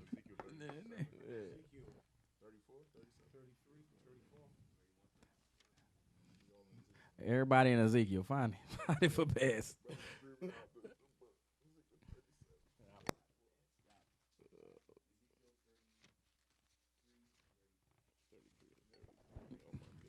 What is it? Ezekiel 33 and 33. You got it for us? This is the book of Ezekiel, chapter 33 and verse 33. And when this cometh to pass, and when the prophecy come to pass, when it actually happens, really, lo, it will come. It will come. All these prophecies in the Bible is going to happen. Read. Then shall they know that a prophet hath been among them. Then they going to say, you know what, all that stuff that y'all was saying, all that stuff that Cap was going through, damn, it done went down. It done went down. It all happened the way it said it was going to happen. And that's what we finna see in the book of Daniel right now. Let's go. Let's go. All right, start at Daniel chapter 10 and verse 21. Any questions up there before I get rolling? Because it's going to be hard to pull me out of here once I get going. No? All right, here we go. Daniel 10, verse 21. Daniel chapter 10 and verse 21. Yeah. But I will show thee that which is noted in the scripture of truth. Mm-hmm. And there is none that holdeth with me in these things, but Michael your prince. So he finna show him what the vision meant, right? The vision that shook Daniel up so bad, he finna break it down for you. All right, here we go. Also, I, in the first year of Darius the Mede, even I stood to confirm and to strengthen him. Yep. And now I will show thee the truth. Behold, there shall stand up yet 3 kings. Let's stand up what? 3 kings in Persia. Now say 3 kings gonna reign in Persia. Go ahead. And the fourth. And the 4th king shall be far richer than they all. He gonna be far richer than all. Go ahead. And by his strength, through his riches, he shall stir up all against the realm of Grecia. So it say 4 kings gonna reign in Persia. So we have already identified Cyrus, right? That was the first king of Persia, right? The second king of Persia was a man named Cambyses. Cambyses, right? That's the second king of Persia. He conquered Egypt. So Cambyses conquered Egypt. Go ahead. And a mighty king shall stand up. Nope, I'm still in verse 2. Read that again. Verse 2. Yep. And now will I show thee the truth. Yep. Behold, there shall stand up yet 3 kings. So 3 kings. So okay, so we got Cyrus, we got Cambyses. The third king of Persia was Darius. He conquered India. Darius conquered India. Come on. And the fourth the fourth king, go ahead, shall be far richer than they all. Because when he became king, they had already took over all this stuff. So now the economy is rocking for him. This final king, this 4th king, was Xerxes. Xerxes.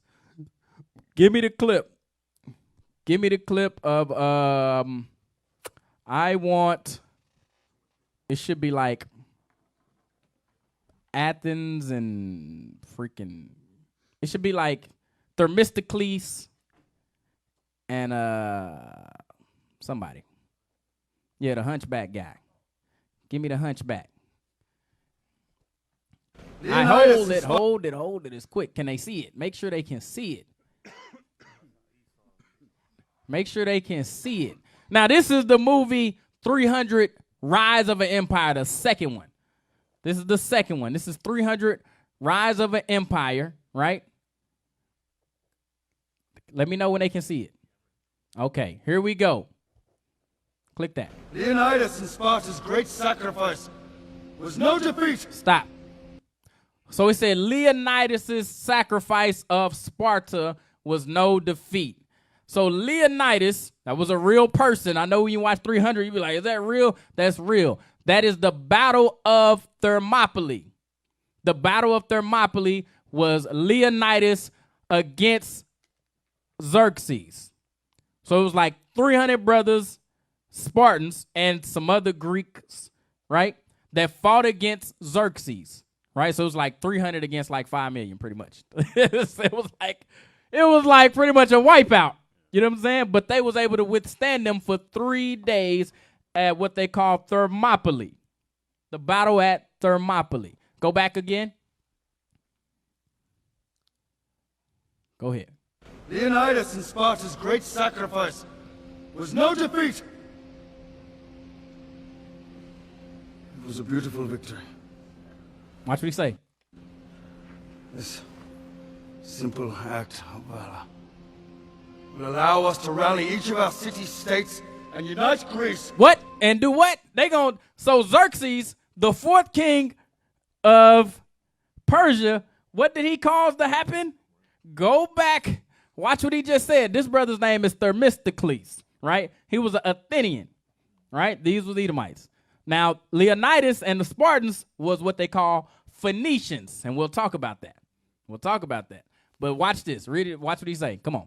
Act of valor will allow us to rally each of our city-states and unite Greece for one purpose, against one enemy. That's it. So, Themistocles rallied the city-states of Greece. Let's read Daniel chapter 11, verse 2. The book of Daniel, chapter 11 and verse 2. And now will I show thee the truth. Now he going to show us the truth. What's the truth? Behold, there shall stand up yet 3 kings in Persia. 3 kings, Cyrus, Cambyses, Darius. And the 4th shall Xerxes, the 4th. Shall be far richer than they all. Because he had all the land and all the resources that the 3 kings had already built up for him. Go ahead. And by his strength, through his riches. So by his strength, by him going to war, go ahead. He shall stir up all against the realm of Greece. He stirred up all against the realm of Greece. So that movie, go ahead. Go ahead. I got you. So the first one was Cyrus. The first king was Cyrus. The second king was Cambyses. The third king was Darius. And the 4th king was Xerxes. The 4th king was Xerxes. Now, read Daniel 11 and 2 one more time. Daniel chapter 11 and verse 2. Yeah. And now will I show thee the truth. Yep. Behold, there shall stand up yet 3 kings in Persia, and the 4th shall be far richer than they all. Yep. And by his strength, through his riches, he shall stir up all against the realm of Greece. So it say he stirred up all against the realm of Greece. That didn't mean that Persia as an empire was over after Xerxes, right? So what'll happen in the Negro's mind is that, see, they got conquered by the Greeks, therefore there's no more kings left. No, that's not what happens. There's still pockets. There's still rulers. There's still governors. They call themselves kings a lot of times, but they just are managing a smaller plot of land at that point. As the Greeks and the Athenians started to bite further and further into the Persians' empire, right? Their kings' ability lessened. But it didn't mean that they just melted away. It's no more Persians no more because now it was the 4th king. It was Xerxes. Now it's all over. No, that's not what happened. Let's go to this. Let's go to the book of Esther. Go ahead, Gideon. Crank me up, crank me up, crank me up. I'm down. Crank me up, son. I switch mics to orange. Let's go to the book of Esther right quick. Let's look at Esther chapter 1 and verse 1 right quick. We're going to be quick. Go ahead.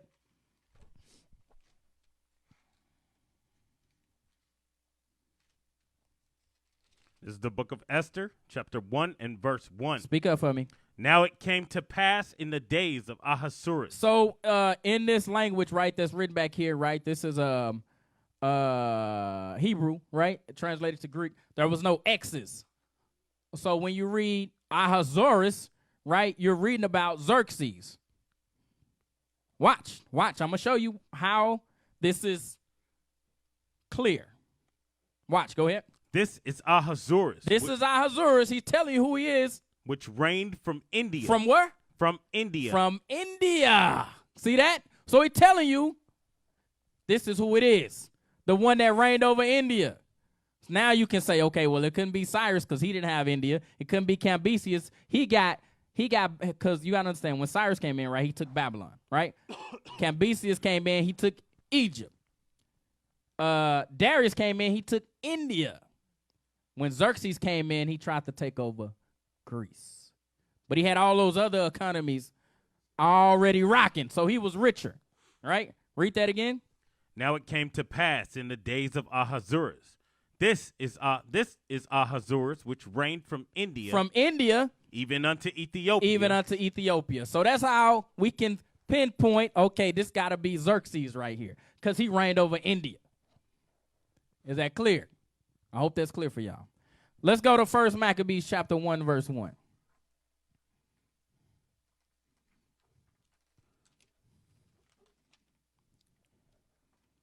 First Maccabees chapter 1 and verse 1. Yeah. And it happened. And it what? And it happened. I love that verse, man.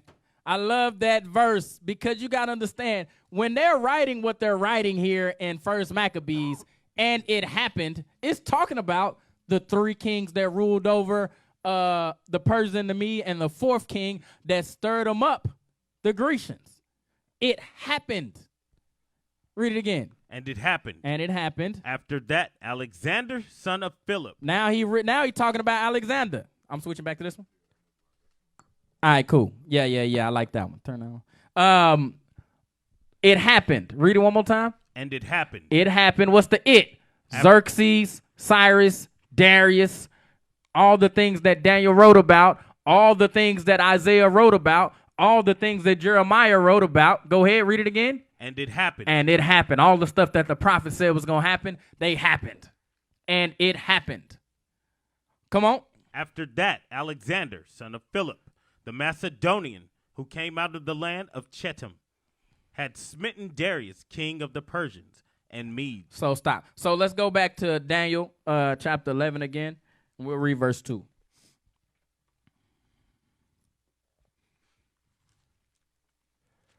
Daniel chapter 11 and verse 2. Yeah. And now will I show thee the truth. Behold, there shall stand up yet 3 kings in Persia. 3 kings in Persia. And the fourth shall be far richer than they all. And by his strength, through his riches, he shall stir up all against the realm of Grecia. Okay, so we're going to go to, I want to go to the ancient Greeks. So we're going to go to this book. This book right here is called The Ancient Greeks. The Ancient Greeks. Now, I'm going to say this to y'all, Israel. Y'all can, I wouldn't recommend buying some of the books I got, because I get like random books. You know what I'm saying? So they, the deacons and the bishop, you know, they have like pretty pinpoint stuff. Me, I go to used bookstores and I pick up books. You know what I'm saying? Like, I might walk out, spend 30, 40 bucks at a used bookstore, and I walk out with 6 books. You know what I'm saying? But that's me. You know what I'm saying? So this book right here is called The World of the Ancient Greeks. All right. I want page, what page you got? Yeah, the one that say Thermopylae. What page is that? Oh, man, I didn't zoom in on it. That's typical me. Hold on, I've been looking at it for like 3 days. It was crazy to me. I know it's like right in here. I highlighted it. Hold on, give me 2 seconds.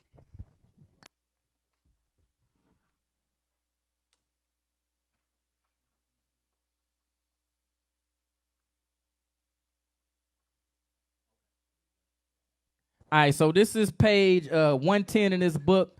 It's called The Fight for Survival, and this is talking about the Battle of Thermopylae, right? So it says, the Persians retired, but only to plan a larger campaign. When they returned, it was with both a huge land army and a fleet, led now by King Xerxes.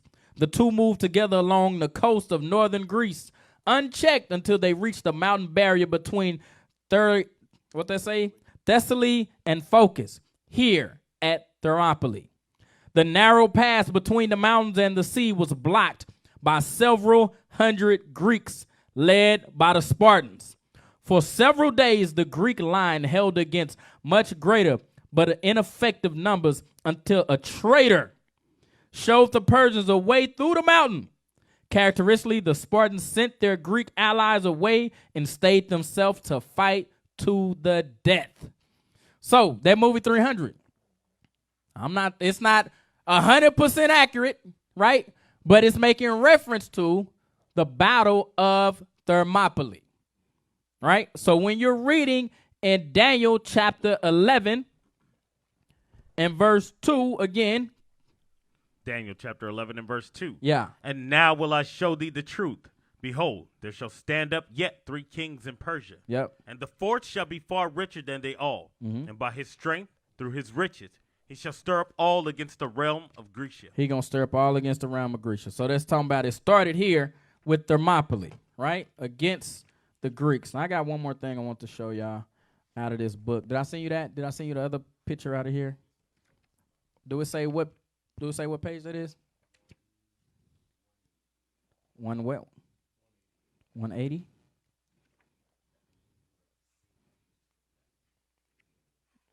Nah, that's not the same page.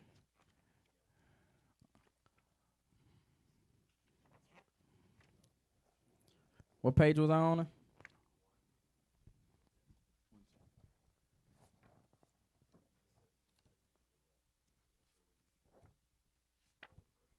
I feel like I want to show the difference between the Greeks, between the Athenians.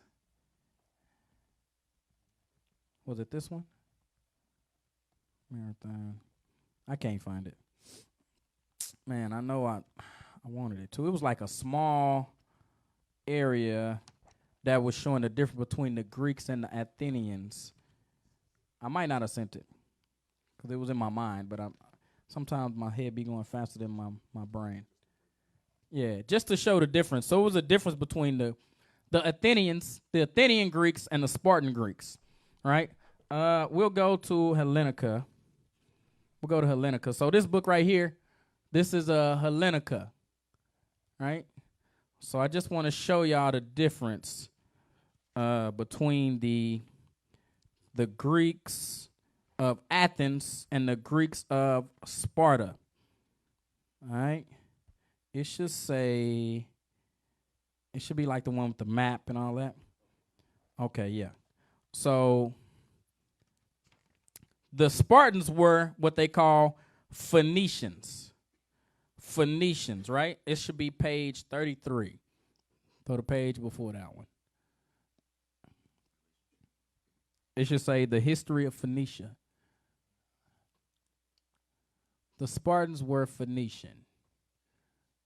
Go back for me. You got it. Okay. All right. Zoom in for me. Okay, so this book right here is called Hellenica. Again, another used book I picked up for like $2 or something. You know what I'm saying? So this is talking about the Spartans. It called them Phoenicians. Come on, zoom in for me. All right, there we go. So the Greeks and the Phoenicians, right? It says the history of the Phoenicians and their settlements in the Mediterranean is itself of great interest. But this volume deals only with the important contacts they had with the Greeks in early times and the impact they made on Greek history. The Phoenicians were an ancient Semitic people. What did they call the Phoenicians? What did they call the Spartans? Semitic. Ancient Semitic people known to historians as Canaanites. Are they Semitic and Canaanite at the same time? They did it again. Oh, yeah, because I'm going to show it in the other book, too. Oh, yeah, they did it in another book. Yeah. It says, and their roots go back several thousand years BC. The Greeks first called them Phoenicians from the name of a fabulous bird found in the Middle East and Egypt, the phoenix, which had a golden red color. For these people were somewhat, here it comes, what was these people? Were somewhat tan colored. It tell you they was dark skinned. The Spartans was dark skinned brothers. The Lacedaemonians was dark skinned brothers and sisters. That's what it's telling you, right? So it calls them Phoenicians, and it uses that word throughout history, right? So don't get thrown off when you read Phoenicians. It's just talking about Israelites that was outside of Jerusalem at the time. These was our northern kingdom brothers and sisters. Make sense? All right, let's go back. Let's go back now. Which one? Okay, this one is Hellenica. I'm telling you, I wouldn't recommend buying this stuff. I'm not like I don't know. You know what I'm saying? Like I be getting books from used bookstores, man. I think I paid $2 for that book. This ancient Greek side might have spent $4.99. You know what I'm saying? So I hit them used bookstores, man, and I just go. I sit there and read in used bookstores forever, man. Go ahead, Bez. No, I was just gonna say you can find our history pretty much anywhere. Yeah. You can pick up a science book and be like, "Oh, damn, it's Israel." I'm gonna get all of that. I'm gonna get you some science. I'm gonna show you all of that. So Daniel 11 and 2. One more time. Daniel chapter 11 and verse 2. Yeah. And now will I show thee the truth. Behold, there shall stand up yet 3 kings in Persia. Yep. And the fourth shall be far richer than they all. So the fourth that was far richer than them all was Xerxes. Go ahead. And by his strength, through his riches, he shall stir up all against the realm of Greece. The realm of Greece included some of the northern kingdom brothers and sisters, the Phoenicians, the Lacedaemonians, the Spartans, all the same group of people, 3 different words though, right? And then a lot of times you'll do that. You'll read Asia, you'll read Asia Minor, you'll read these different things, and then you'll be like, it's confusing. Like, what am I reading right now? So I'm just trying to just draw into just that part, and we'll try to break down the geography a little bit more as we get into it. Go back to the map, as a matter of fact, so I can show them what I'm talking about. And this will help them to make sense of it. Is that okay? Can y'all see it? It look kind of far away. What page is that?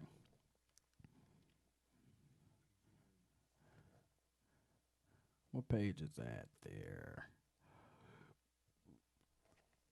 I got it. Nah, that's the right way. All right.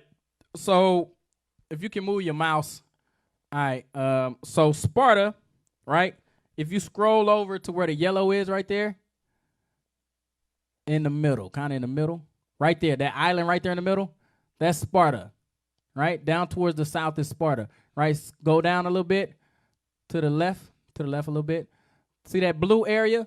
It's a Carthage, right?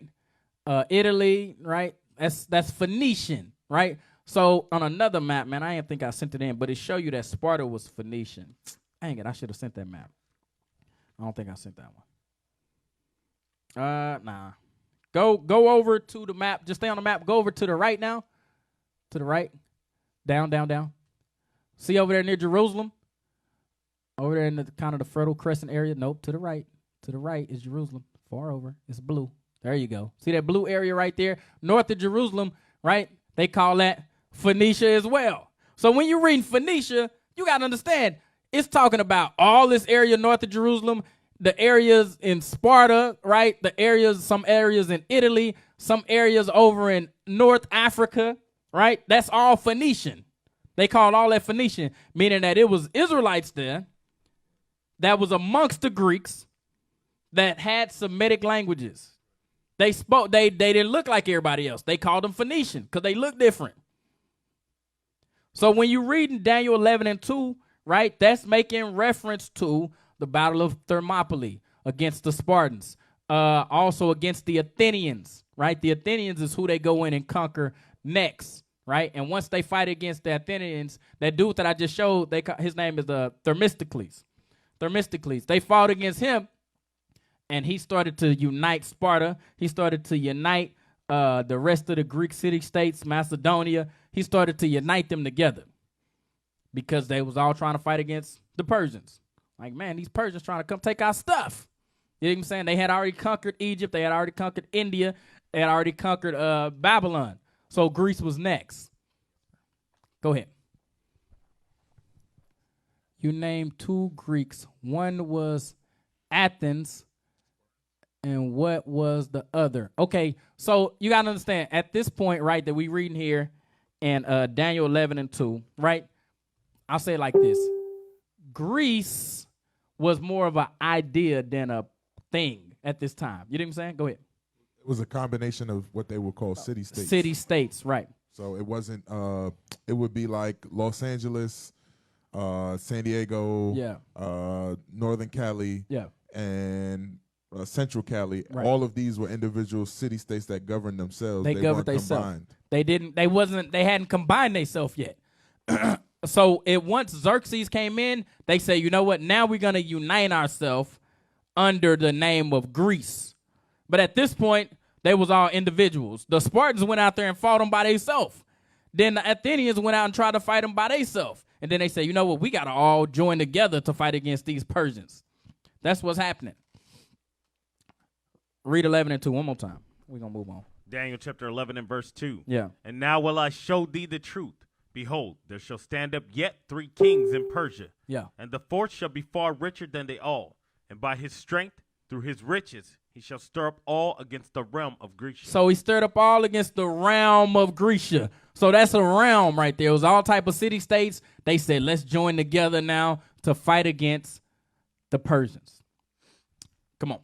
And the mighty king shall stand up, that shall rule with great dominion, and do according to his will. So this mighty king that stood up with great dominion to do his own will. Go ahead. And when he shall stand up, his kingdom shall be broken. Read verse 3 one more time. And a mighty king shall stand up, that shall rule with great dominion, and do according to his will. So, what are we saying here? All right, so Daniel is living during 530-something, during the time of Cyrus. But he has already prophesied until his grandson, which was Cambyses. No, I'm sorry. Darius was Cyrus's grandson. Cambyses was his second cousin or something. And Xerxes was the son of Cambyses. So Cambyses was his third cousin. It wasn't directly related. Cyrus, Darius, Cambyses, right? So we can already see that Daniel was prophesying hundreds of years into the Persian captivity. So we see Xerxes lived during, I believe it's around 480. Let me double check that. 486?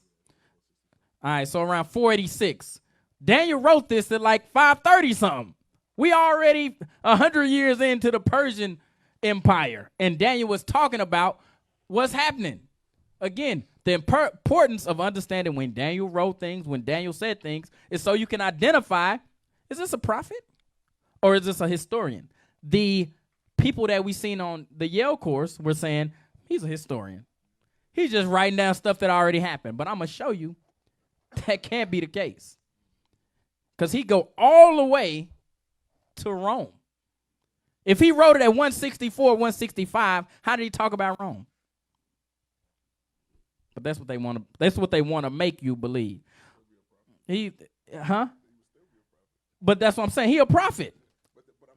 He wrote it in 530 something. Right, and that's what I'm saying. Even if he wrote in 164 and he talked about Rome, he'll still be a prophet. So they cut themselves. They cut themselves. But see what they try to do is they try to make it see what this is talking about. When they go into the, I didn't show that clip, but when they go into the 2 legs, they saying that's Alexander. Yeah, they saying that's a divided kingdom of Alexander and his 4 generals. That's what it's talking about. The feet and the toes and the legs. They saying that's Alexander and his 4 generals. It's crazy, bro.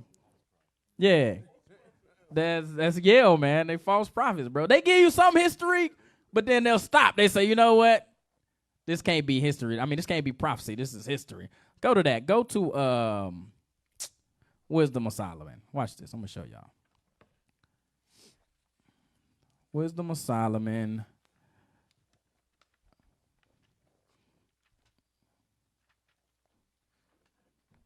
Chapter 18 and verse 7. Wisdom of Solomon, chapter 18 and verse 7. Yeah. So of thy people was accepted both the salvation of the righteous and destruction of the enemy. See, they can't do that. They can't say, you know what, this man is a prophet, because they would have to accept, read that again. So of thy people was accepted both the salvation of the righteous. They would have to accept the salvation of the righteous of the Israelites. Go ahead. And destruction of the enemy. They would have to accept the destruction of themselves to come. So they can't do that. That's why they can't say, oh, this brother is obviously a prophet. That's why they can't do that. Scroll down. Any questions on there, bro? I don't want to miss no questions. Can you scroll down?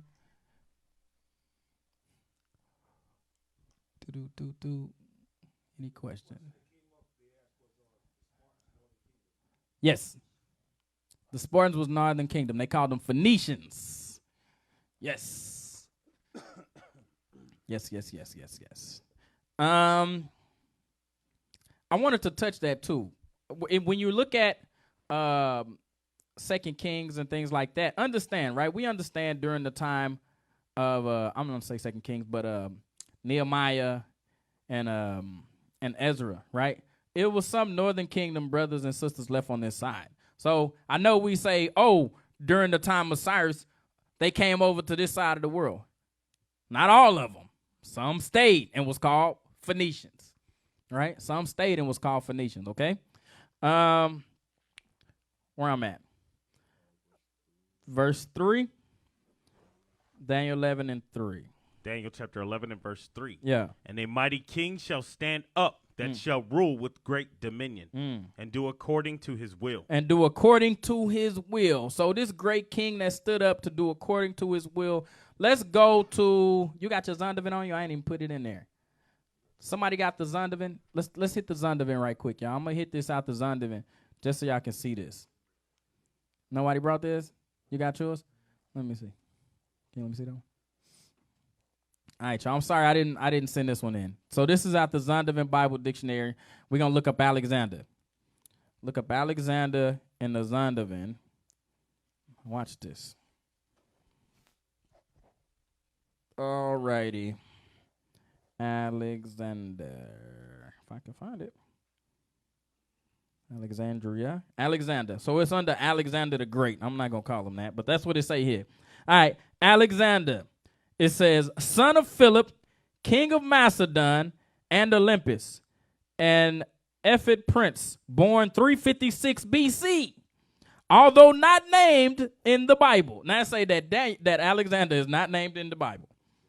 Alexander is not named in the Bible. You see what they just said? It's in the Zondervan. Let me read it again. Although not named in the Bible, he is described prophetically in Daniel. What? What?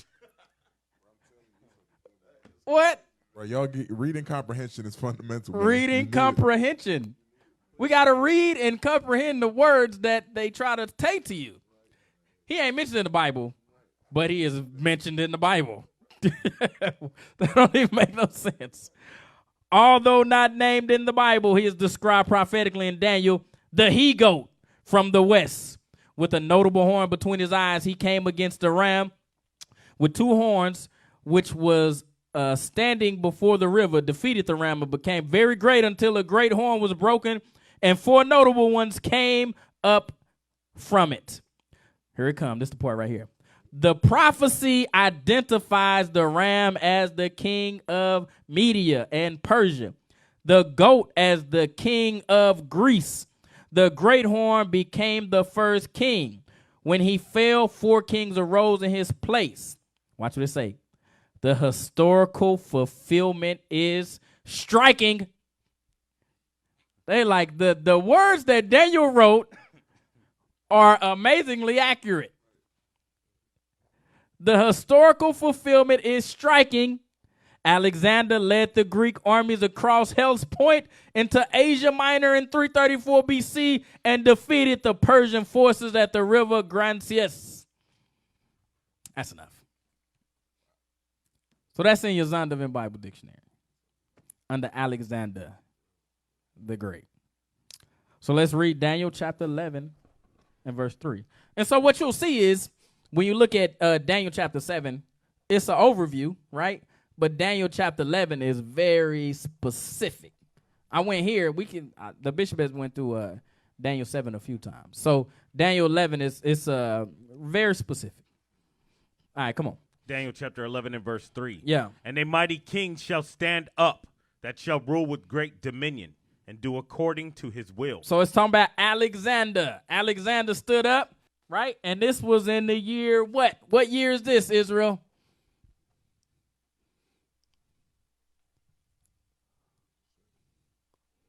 I just said it. Yeah, I just said it.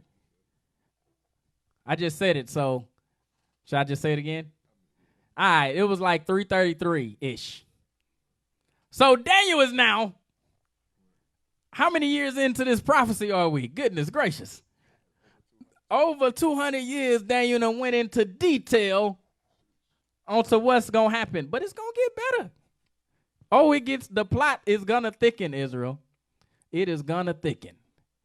Here we go. Come on. Verse 4. Yeah. And when he shall stand up, his kingdom shall be broken. His kingdom was broken. And shall be divided toward the four winds of heaven. It divided into four. Go ahead. And not to his posterity, nor according to his dominion, which he ruled, for this his kingdom shall be plucked up, even for others beside those. So it says not to his posterity, making reference to not to his lineage, not to his sons. Read it again. And when he shall stand up, his kingdom shall be broken. His kingdom was broken when he was ruling. It got broke. Go ahead. And shall be divided toward the four winds of heaven. So it was divided into four. And not to his posterity. Not to his sons. Nor according to his dominion. Not like he ruled neither. Which he ruled. Yep. For his kingdom shall be plucked up, even for others beside those. So for the others that was beside him, right? Let's go to 1 Maccabees chapter 1, verse 1. One more time. Let's let the word just marinate. 1 Maccabees. How Deacon Yawsop say the butter got to get in there. You know what I'm saying? 1 Maccabees 1 and 1. 1 Maccabees chapter 1 and verse 1. Yeah. And it happened. And what? And it happened. And it happened. The stuff that Daniel said was going to happen happened. And it happened. The it is including Cyrus, all the way to Xerxes, Alexander, to his four generals. So we all the way there now. We at 333. And we just at verse 4. We just at verse 4. 200 years is covered in 4 verses with precision. They said the historical accuracy is striking. I bet you it is. Daniel. Go back to Daniel. Daniel chapter 11 and verse 4. Yeah. And when he shall stand up, his kingdom shall be broken, and shall be divided toward the four winds of heaven. Yeah. And not to his posterity, nor according to his dominion which he ruled. For his kingdom shall be plucked up, even for others beside those. So those others besides those, if y'all don't know, right, you got Ptolemy, who ruled over Egypt. And remember, Egypt was just ruled a few verses before by the Persians. They just came and took it from Xerxes. Lysimachus, who ruled over Thrace and Asia. Right? When you say Asia, is making reference to the area north of the Halys River, right? In what they would call modern day Turkey today, Galatia in times of the past, right? That's Asia. All right? It's not talking about Chinese people, not talking about Japanese people. That's not what it's talking about. Asia is the area that we know today as Turkey, the area north of the Halys River. All right, go ahead. No, I'm sorry. Then you got Cassander. Cassander ruled Macedonia and Greece. Last but not least, you have Seleucus or Seleucus. He ruled over Syria, Babylon, and India. Again, the areas that were conquered by Xerxes, Alexander defeated them and took all those areas. That's what it's saying. When you read 1 Maccabees 1 and 1, one more time. 1 Maccabees chapter 1 and verse 1. Yeah. And it happened. After that, Alexander, son of Philip, the Macedonian, who came out of the land of Chedum, had smitten Darius. He smitten Darius. Now, we're not talking about Darius, the great, that was the son of Cyrus. That is not who we're talking about. This Darius is a Darius further down the line, right, in the 330s. Right? This is not the same Darius that you read about or that we're talking about during the time that Daniel was making reference to. This is a different Darius. All right? Go ahead. king of the Persians and Medes. They still considered him king of the Persians and Medes. Go ahead. That he reigned in his stead. He took his land and he reigned in his stead. I got all your stuff now, Darius. All the stuff that the Persians and Medes had, I done conquered it and took it all. I took Egypt. I took India. I took Greece. Well, he already had Greece because he was Grecian. You know what I'm saying? He got Asia. He got Babylon. He got all those areas. Go ahead. The first over Greece. The first over Greece. After they finished conquering everybody, they had united. They said, we won all these wars. You can be our king now, Alexander. Because we done got rid of Xerxes and his family line. We done defeated all of them. It was Darius. I'm sorry. We have defeated Darius. Now we good. Well, now we need a king. So they setting up their infrastructure now of a government. That's what's happening. They got to move. They got to transition from military to now we got to have a government. Now we got to rule all this area that we done took. You dig what I'm saying? So how did they do that? That's when you get into the purpose of Hellenizations. This is what we finna talk about now, right? So where we at? Verse 2. Go ahead. And made many wars. Many wars. And won many strongholds. And slew the kings of the earth. That's what he did. That's what Alexander did. Let's go back to Daniel chapter 10 and verse 20.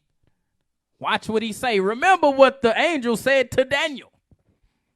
Daniel chapter 10 and verse 20. Yeah. Then said he, knowest thou wherefore I come unto thee? Yep. And now will I return to fight with the prince of Persia. He fighting with Cyrus. Go ahead. And when I am gone forth. When I'm not fighting on their behalf no more. Lo, the prince of Grecia shall come. Then the prince of Grecia gonna stand up. I'm gonna be with them now. Now the Greeks gonna come rule everything. That's why when the Lord say he ruling these kingdoms of men, he ain't playing. He ain't joking. He ain't slacking. First back to Maccabees again. First Maccabees chapter 1 and verse 1.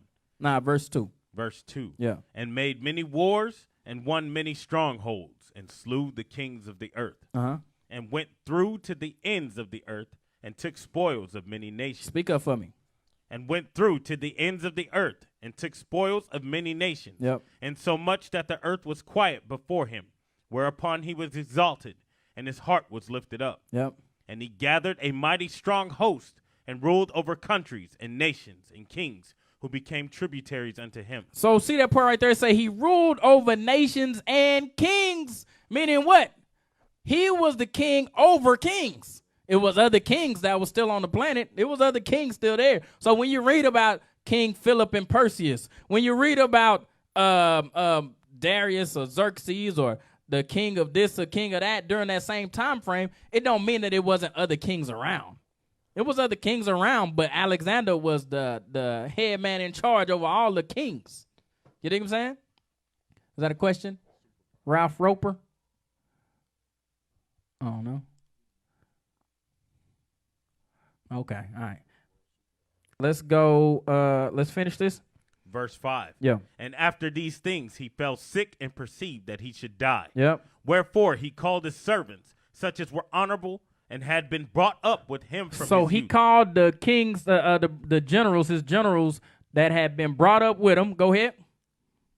And parted his kingdom among them. Yep. While he was yet alive. While he was yet alive, he divided his kingdom up. Now, he had a son named Alexander with a woman named Roxana, but he was a child. So he didn't make him the king, right? He divided his kingdom among these men. Go ahead. So Alexander reigned 12 years and then died. Yep. And his servants bare rule, every one in his place. Yep. After his death, they all put crowns upon themselves. So did their sons after them many years. And evils were multiplied in the earth. Now, let's go back to Daniel chapter 11. And let's look at verse 4 now. Daniel chapter 11 and verse 4. Yeah. And when he shall stand up, his kingdom shall be broken, and shall be divided toward the four winds of heaven, and not to his posterity. Not to his sons. Nor according to his dominion. Yep, not like he ruled, not over all the area that he ruled over. Go ahead. Which he ruled. Yep. For his kingdom shall be plucked up. Yep. Even for others beside those. Besides those. And the king of the south shall Now, here we strong. go. So now, it was divided amongst the four, right? So it say, read verse 5. And the king of the south. So Alexander is dead. Now we're talking about the king of the south. The king of the south. Give me the one in Galatians where it say Jerusalem. Galatians 4 and what? 4 and whatever it is. Give me 4 and 26. Galatians chapter 4 and verse 26. Hold on, let them get it. So we're going to Galatians chapter 4, verse 26, Israel. I'm not going to make it. It's 7:30. I'm not going to make it. Dang it, man. I know, right?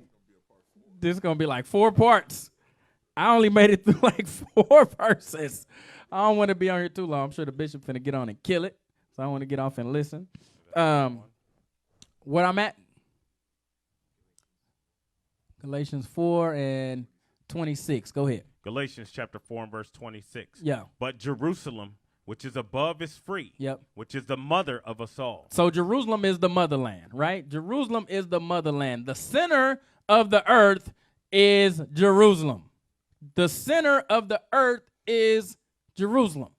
Now let's go back to Daniel. Now watch what it say. Daniel chapter 11 and verse 5. Yeah. And the king of the south. So the king of the south, making reference to those that ruled after Alexander, the king of the south, which is making reference to Ptolemy. So Ptolemy, right, the king of the south, go ahead. Shall be strong. He was strong. So the Egyptians, there's not real Egyptians, right? These are Edomites that ruled over Egypt. Ptolemy was strong. Why? His kingdom had a surplus of resources. When you look at food, when you look at paper, things like that, these things were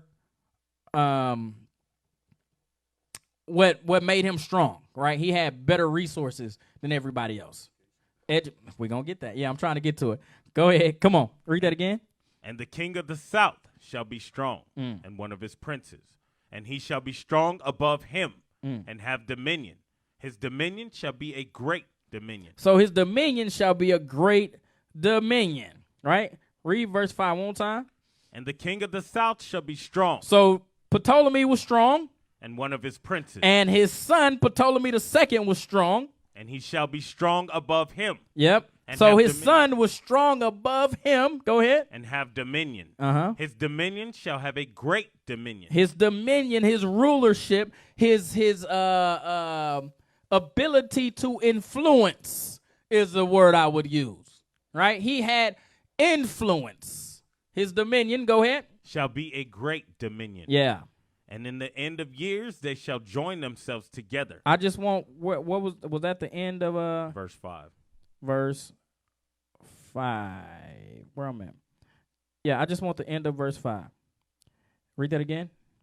And the king of the south shall be strong, and one of his princes. And his son. And he shall be strong above him, and have dominion. His dominion shall be a great dominion. So now we're looking at Ptolemy's son. His dominion shall be a great dominion. All right, let's go to Maccabees again, chapter 1. I'm going to keep going back to this, Israel, but I just want to get to this main part. I think I was at verse 8. Verse 8, First Maccabees chapter 1 and verse 8. Yeah. And his servants bear rule, every one in his place. So it's talking about the 4 generals that are now kings. Go ahead. And after his death, they all put crowns upon themselves. Yeah. So that their sons after them many years. Yeah. And evils were multiplied in the earth. So evil was multiplied in the earth, right? Evil was multiplied in the earth. Why? The influence that they had was vast, right?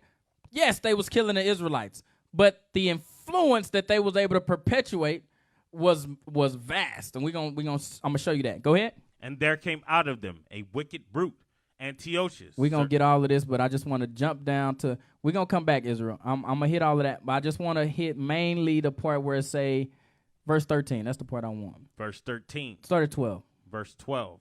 So this device pleased them well. Yeah. Then certain of the people. Nah, I started at 11. Verse 11. Dang. And those. Verse 11. Yeah. In those days went there out of Israel wicked men. Yeah. Who persuaded many, saying, Let us go and make a covenant with the heathen. So this is making reference to guys like Jason and Simon, right? When you read 2 Maccabees, go ahead. That are round about us.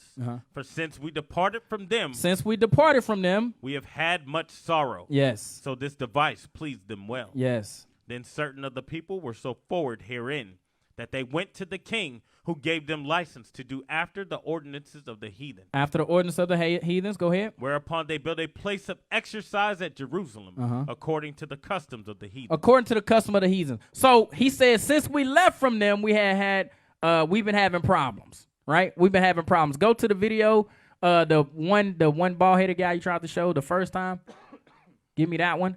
And I want to go to minute 30. I wrote it down. Minute 10. Like 10 minutes and 10 seconds. Nah, the other one. The Greco-Roman world. That one. Minute 10 and like 20 seconds. Pull it up for them so they can see too, please. Can they see it? Okay, cool. Go ahead. Music training or something like that. The place where this took place was the gymnasium. Now, the gymnasium doesn't mean what it means to us in English, the gymnasium, like Payne Whitney over there. It actually comes from the Greek word for naked, gymnos. And the reason it was called the naked place is because, of course, young Greek men always exercised in the nude and played sports in the nude. And so this is where you did it. So where you do this, that came to be called the naked place, the gymnasium. But this also became the place where you would do other kinds of learning. So if you were learning rhetoric, for example, you might practice giving speeches at the gymnasium. So this is a speech men place. in town would just kind of gather there. It was kind of the place where men gathered, and they had gone to school the same place. You would meet your friends. You might play some games. You might you play like checkers and these kinds of bone knuckle bones games that you can still see if you travel around in Greek cities throughout the ancient Mediterranean. You can see where they've carved little game boards into flagstones of different temples or buildings in Greek cities. So this would all take place in the gymnasium. You also had what they call the ephebeia. When you were a young boy, you would have studied just reading and writing Homer. When you got to be about the age of what you guys are. That's good. So he's saying, look, the gymnasium or the gymnasium, right, was the naked place, right? But they did more there than just play sports and be naked, right? They also studied Homer, right, which is a philosopher, right? They studied history. They studied rhetoric, like he was saying. They learned how to give speeches. They learned thing about everything, man, medicine, all type of stuff, right? So we're going to go back to the book Hellenica right quick. Go back to Hellenica, and it should be page... Butt naked checkers, yep. Brother said, yeah, we were butt naked playing checkers. Come on. Oh, shoot. Butt naked checkers. Yeah. Can I introduce you in a game of You got next? Nah, butt naked checkers? I'm cool, bro. Cool. All right, it should be page 95. So we're in Hellenica again. We're in Hellenica. All right, we're back in this thing. All right, we're at page 95. It's all good. Page 95. Yeah, that's what they were studying. These guys were there. Plato, Socrates, these guys was there. So when I think I was going over that this Sabbath with the brothers, when you read things like libertines or Stoics or Epicureans, right? These are making reference to the education in which you had learned, right? These different schools or these different gymnasiums that they called them were places of learning. Yeah, it was naked, but the philosophy of Greece, you would do Greek philosophy, you would play games, you would study, you would learn speeches, you would learn history, things like that's what I'm saying. That's what I'm saying. The class that Captain OC did about Greek fraternities, I was itching, bro. I was like, man, he's saying it because what's going on is that those Greek fraternities derive back from these different Greek learning facilities, right? So we're at page 95. It froze out? Dang. I'm going too hard, man. I ain't cut it off, man. I got no signal? I got none over there, Azariah?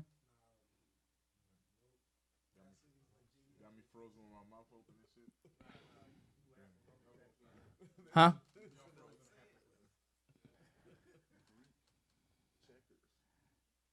$7:45. I'm gonna give him 15 more minutes.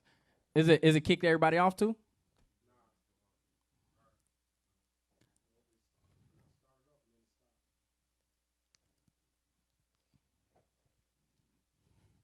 Dang. They can hear me still? All right. Well, I'll try to keep going. All right, let's go to we're gonna go to page 95 in this book called the Hellenica. And we're gonna talk about what Ptolemy and his son Ptolemy II did.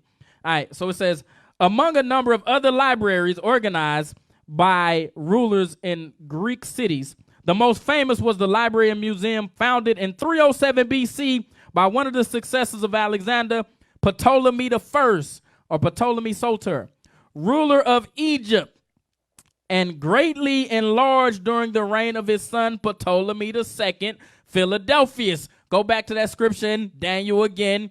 Daniel chapter 11 and verse 5. Watch what he say. Daniel chapter 11 and verse 5. And the king of the south shall be strong. Yep, so it's talking about Ptolemy I. Go ahead. And one of his princes. And his son Ptolemy II, Ptolemy Philadelphus. And he shall be strong above him. He was strong above him. I'm going to go back to the book again. It says, by one of his successors of Alexandria, Ptolemy I, or Ptolemy Soter, ruler of Egypt, and greatly enlarged during the reign of his son Ptolemy II, or Ptolemy Philadelphia.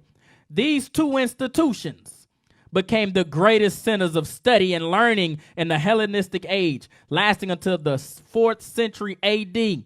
The Ptolemies invited noted scholars to come live and work at these facilities in ideal surrounding. At its peak, the library was said to contain up to 700,000 volumes of papyrus. Go back to 1 Maccabees, chapter 1, verse 11. 1 Maccabees, chapter 1 and verse 11. Yeah. In those days went there out of Israel wicked men, who persuaded many, saying, let us go and make a covenant with the heathen that are round about us. Here it come. For since we departed from them. See that? Most of us had went back during the time of Ptolemy II and Ptolemy I. They would invite those brilliant brothers and sisters to come to Alexandria, to come to Egypt and teach and study. You dig what I'm saying? So when it say in 1 Maccabees chapter 1 verse 11, it says, for since we departed from them, we have had much sorrow. So this device pleased them. It's talking about we were in Alexandria. We were in Memphis. We were in these great cities of Antioch studying and teaching. That's what's going on right there. We back. Okay. I'm still in the book Hellenica. I'm on page 95 still. It says, the third paragraph says, it has been reported by many historians that in 48 BC, the library was burned down accidentally. This is disputed in the modern historians' details and parenthetically interest. At that time, Julius Caesar was visiting Alexandria. He was visiting Cleopatra. And his taking up with Cleopatra led to a battle between Egyptian forces. I don't really want none of that. No, I don't want none of that. Okay, I want the third paragraph down some, where it says Alexandria. Down a little bit. Okay, here we go. It says Alexandria. So Alexandria is a city in Egypt, Israel. It's a city in Egypt where the Israelites were studying and teaching. Right? Remember when you read about Christ and it say, flee to Egypt, it was brothers and sisters that studying and teaching. It says Alexandria was not only prominent center of learning in the Hellenistic world, second after Alexandria, and strongly supported by its ruler, the Attilidids. See, again, it switched those words, right? That's talking about Seleucus. It's talking about Antiochus. It say Attilidids, but it's talking about them. You know what I'm saying? It's like when you read Phoenicians, it's talking about the Spartans. It's talking about the Carthaginians. But it used these different words and switch it up, and now you're confused. Go ahead. Hey, just real quick, Cap. Hey, if you look at some of those old pictures with Plato and Socrates, it was black people in there too. That's what I'm saying. With robes and stuff. That's and us. That's what I'm saying. That's why when you reading in First Maccabees, when it say, since we departed from them, they was wavering back and forth, fighting. They was on the side of Egypt, and then at other times they was on the side of the Attilides or Antiochus. Watch. It says, Alexandria was the prominent center of learning in the Hellenistic second after Alexandria, and strongly supported by its rulers, the Attilidids were the library and museums at Pergamos in Latin in Western Asia Minor. Who ruled that area? Antiochus. We setting up the conflict now. When you're reading Daniel, you'll be able to see the conflict. It says Greek kingdom, where I'm at. In Western Asia Minor, an independent Greek kingdom ruled by the heirs of Eumenes and another of Alexander's successors. So zealous did the Attilidids try to rival the library of Alexandria that the Ptolemies prohibited them the export of papyrus, virtually an Egyptian monopoly. So they said, y'all can't have no paper for y'all library. So what you think they gonna do when they hear we can't have the stuff we need to run our schools? Read Daniel chapter 11, verse 5 again. Daniel chapter 11 and verse 5. You can take that down. And the king of the south shall be strong. Yeah. And one of his princes. Yeah. And he shall be strong above him. So his son, Ptolemy II, Philadelphus, set up a greater library in Alexandria. Go ahead. And shall have dominion. Yes. His dominion shall be a great dominion. He had that political sway. He had that ability to control papyrus, to control resources. Go ahead. And in the end of years, they shall join themselves together. Yes. For the king's daughter of the south. The king's daughter of the south, Ptolemy II's daughter. Shall come to the king of the north. The king of the north. Now we're talking about Antiochus. Remember, the center of the world is Israel. So north of Israel is talking about Antiochus and them. Seleucus. Read it again. And in the end of the years, they shall join themselves together. Yes. For the king's daughter of the south shall come to the king of the north to make an agreement. So how did they make agreements back in these days? How did they make a peace treaty? I give you my daughter. Now we got a united kingdom. Let's go back to Hellenica again. I'm on page 96. Page 96 in Hellenica. We're going to go back to this one more time. There's some good stuff in here, man. I like all of this stuff, man. Just so y'all can see what's going on. I should have like highlights all in it. Yeah, right there. Okay, so it says, so great was the knowledge brought forth by these and other centers of the Hellenistic period that Professor Mike Grant, eminent English historian of Mediterranean world, writes that these studies show great progress during the Hellenistic century and a half than in any other comparable period until the birth of modern science.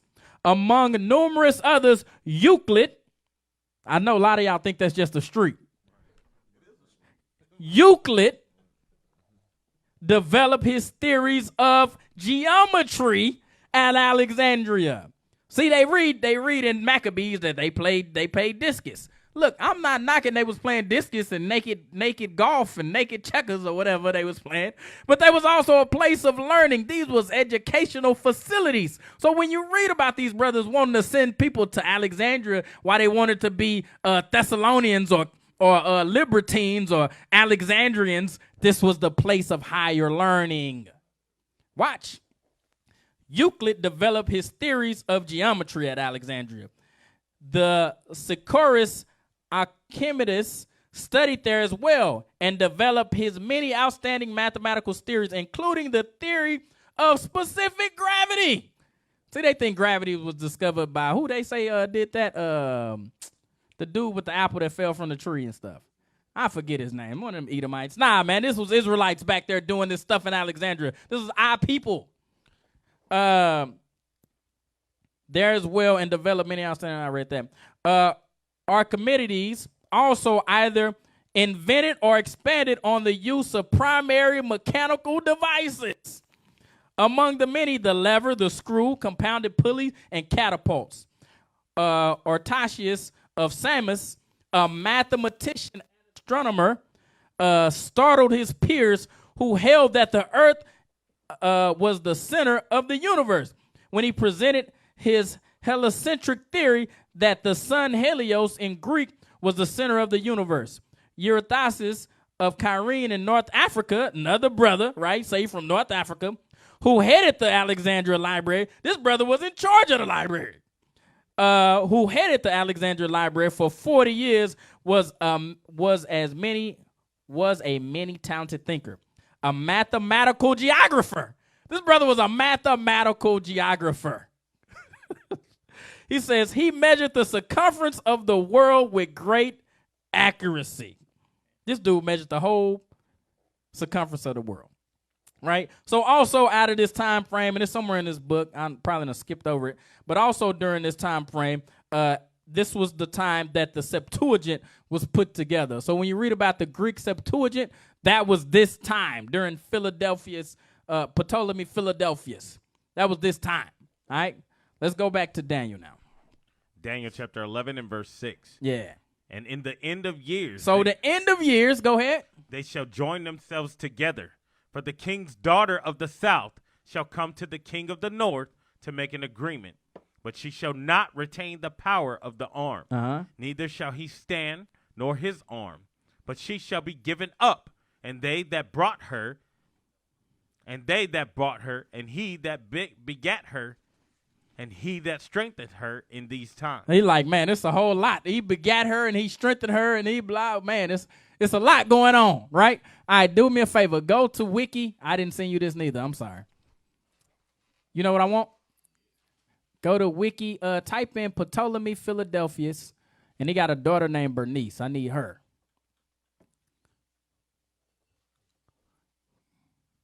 Click on Wiki. His daughter Bernice. There you go, right there. Queen. It says death of Alexander the Queen Bernice. I want his daughter. Again, First Syrian Wars. Scroll down. See his daughter in there. Okay, just type in this. Type in Bernice Phanerophoros. It's P-H-E. Yeah, that one. Okay, perfect. Make it bigger. All right, read Daniel 11 and 6 one more time. Make it bigger now. Daniel chapter 11 and verse 6. Okay. And in the end of years. In the end of years, go ahead. They shall join themselves together. So it say the king of the south, which is Ptolemy, and the king of the north, which is Antiochus. Go ahead. For the king's daughter of the south. The king's daughter of the south, her name was Bernice. Go ahead. Shall come to the king of the north. So she gonna marry the king of the north. Go ahead. To make an agreement. Now the problem was the king of the north, which was Antiochus, was already married. This brother was already married. But he got to make this agreement with them. So he say, all right, I'm going to get rid of my other wife and I'm going to marry you. Read it again. And in the end of years, they shall join themselves together. For the king's daughter of the south shall come to the king of the north to make an agreement. But she shall not retain the power of the arm. She didn't retain the power of the arm, meaning what? She got pregnant. She didn't retain the power of the arm. She didn't retain the ability. Her son didn't retain the ability to rule the kingdom after Antiochus II. Go ahead. Neither shall he stand, nor his arm. But she shall be given up, and they that bought her. So she gonna get killed. Go ahead. And they that bought her, and he that begat her, and he that strengthened her in these times. So he that strengthened her in these times. So let's read what it say. It say Bernice, around 275, also called Bernice Phanerophoros, I guess, or Bernice Syria, was the daughter of Ptolemy II, Philadelphia, of his wife Berenice of Egypt. So his daughter was Bernice. Go back to Daniel chapter 11, verse 5 again. Daniel chapter 11 and verse 5. Yeah. And the king of the south shall be strong, Ptolemy the first. and one of his princes, Ptolemy the second. and he shall be strong above So you him. see that we talking about Ptolemy, right? Jump down to verse 6 now. Verse 6. And in the end of years they shall join themselves together. Yep. For the king's daughter Ptolemy of the the south, second, that's where we at. for the king's daughter of The the king's south, daughter, his daughter, Ptolemy the second's daughter name was Bernice.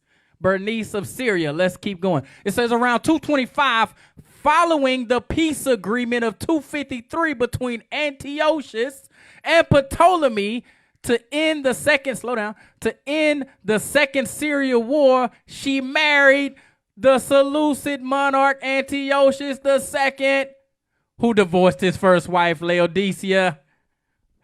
Read it again, chapter 11, verse 6. Verse 6. And in the end of the years they shall join themselves together. They join themselves together through marriage. Go ahead. For the king's daughter of the south shall come to the king of the north to Yep. make an agreement. Uh-huh. But he shall not retain the power of the arm. Mm-hmm. Neither shall he stand nor his arm, but she shall be given up. She gonna get killed. Let's see what happened to her. Come on. And Where they- I'm at. No, I'm on right here. In 246. No, where I'm at. Go back up. Go back up. Go back up. Go back up. Go back up. Go back up. You showing the thing. I don't want them to see the thing yet. It says, she married Seleucid monarch Antiochus, who divorced his wife Laodicea the first and transferred the succession to Bernice's children. So it says, see, she not gonna retain the power to arm. So she got pregnant. Let's see what happened. Go ahead. Neither shall he No. I want this. Scroll up a little bit. There you go. In 246 BC, when Ptolemy died, so her dad died, Ptolemy II died, Antiochus III took up again with his first wife, Laodice. Antiochus died shortly afterwards. So he kicked Bernice and the kids out. Bam, I don't got no more agreement with your daddy and them in Egypt, right? Antiochus died. Now he died. Many suspect from poisoning. So his ex-wife came back, married him, poisoned the fool. Drink this. I love you, honey. Here goes some wine. Many suspect from poisoning. Queen Bernice claimed the regency. She said, I got a son from Antiochus. Now he king. Right? It says, claimed the regency for infant son Antiochus. However, she and her son were both killed by Laodicea, the first wife. Some Jerry Springer stuff, man. Laodicea. Bernice's brother, Ptolemy III, succeeded their father. So now her brother get involved. Ptolemy III succeeded their father and set about to avenge his sister's murder by invading Syria, having Laodice killed. This is also mentioned in the book of Daniel chapter 11, verse 6. But it ain't no prophecy, though. This is all not prophecy. Go back to the Bible, please. I'm about to stop, y'all. I got to end it. Dang, I ain't even make it. There's a whole lot more left. 11 and 6. Come on. Daniel chapter 11 and verse 6. Yeah. And in the end of years they shall join themselves together. Yep. For the king's daughter of the south Ptolemy II's daughter Bernice shall come to the king of the north shall marry Antiochus II. to make an agreement. They made an agreement. But she shall not retain the power of the arm. She got pregnant, had a baby, but the baby didn't rule. Neither shall he stand, nor his arm. So he got killed. Go ahead. But she shall be given up, and they that bought her, and he that begat her, and he that strengthened her in these times. So he that begat her, they was given up. He turned away from that agreement. He said he should be given up, meaning that agreement that they had for the papyrus, for the resources. We made this agreement. They broke that agreement. Go ahead. But out of a branch of her root Her brother, Ptolemy III, out of a branch of her root. shall one stand up in his estate. Yes. Which shall come with an army. What did he do? Which shall come with an army. Read where it say right here, Bernice's brother Ptolemy III succeeded their father and set about to avenge his baby sister. He said, you killed my sister. It's going down. Read Daniel.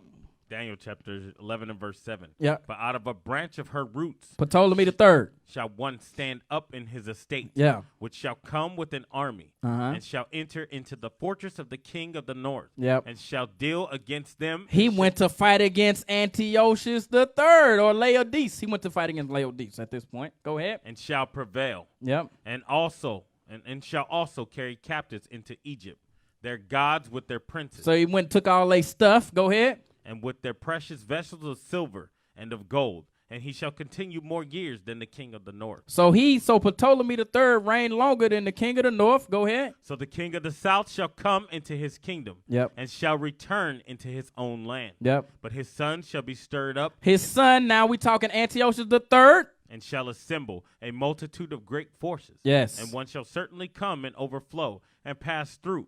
Then shall he return and be stirred up even to his fortress. All right, so this is Antiochus the Great, right? To say a great army. So I'm going to end it right there. Israel, can you go back to Facebook right quick? Because I'll be going forever, and I know the bishop going to get on soon. So I'm going to get ready to jump off of here. Any questions, Israel, before I jump out of here? Any questions? She played herself. Some Jerry Springer stuff. Go ahead. When you really get into history, man, it's entertaining, man. You see the Edomites killing each other, no loyalty. You know what I'm saying? Yeah. It's entertaining. It's crazy, bro. It's crazy. All praises, man. I pray that was helpful. I will finish this. It'll take me like 4 parts, man. I got 6 verses in. I really got 6 verses in. I skimmed through 7, 8, and 9 because I can really stop right there because this is when we get into Hannibal and more Phoenicians. So we're going to start getting into that next. All right. Israel, man, if y'all ain't got nothing for me, I pray that this was beneficial. I pray y'all endure. Enjoy the bishop class. I'm finna watch that thing too. So Lord's will. Y'all need anything? Y'all got anything else to say, man? Got anything, man? Shalom, yo. Shalom, Israel, Most High Christ bless from San Diego. We used to scream black power while Heron was pushed. But at the end of the day, nothing's in vain.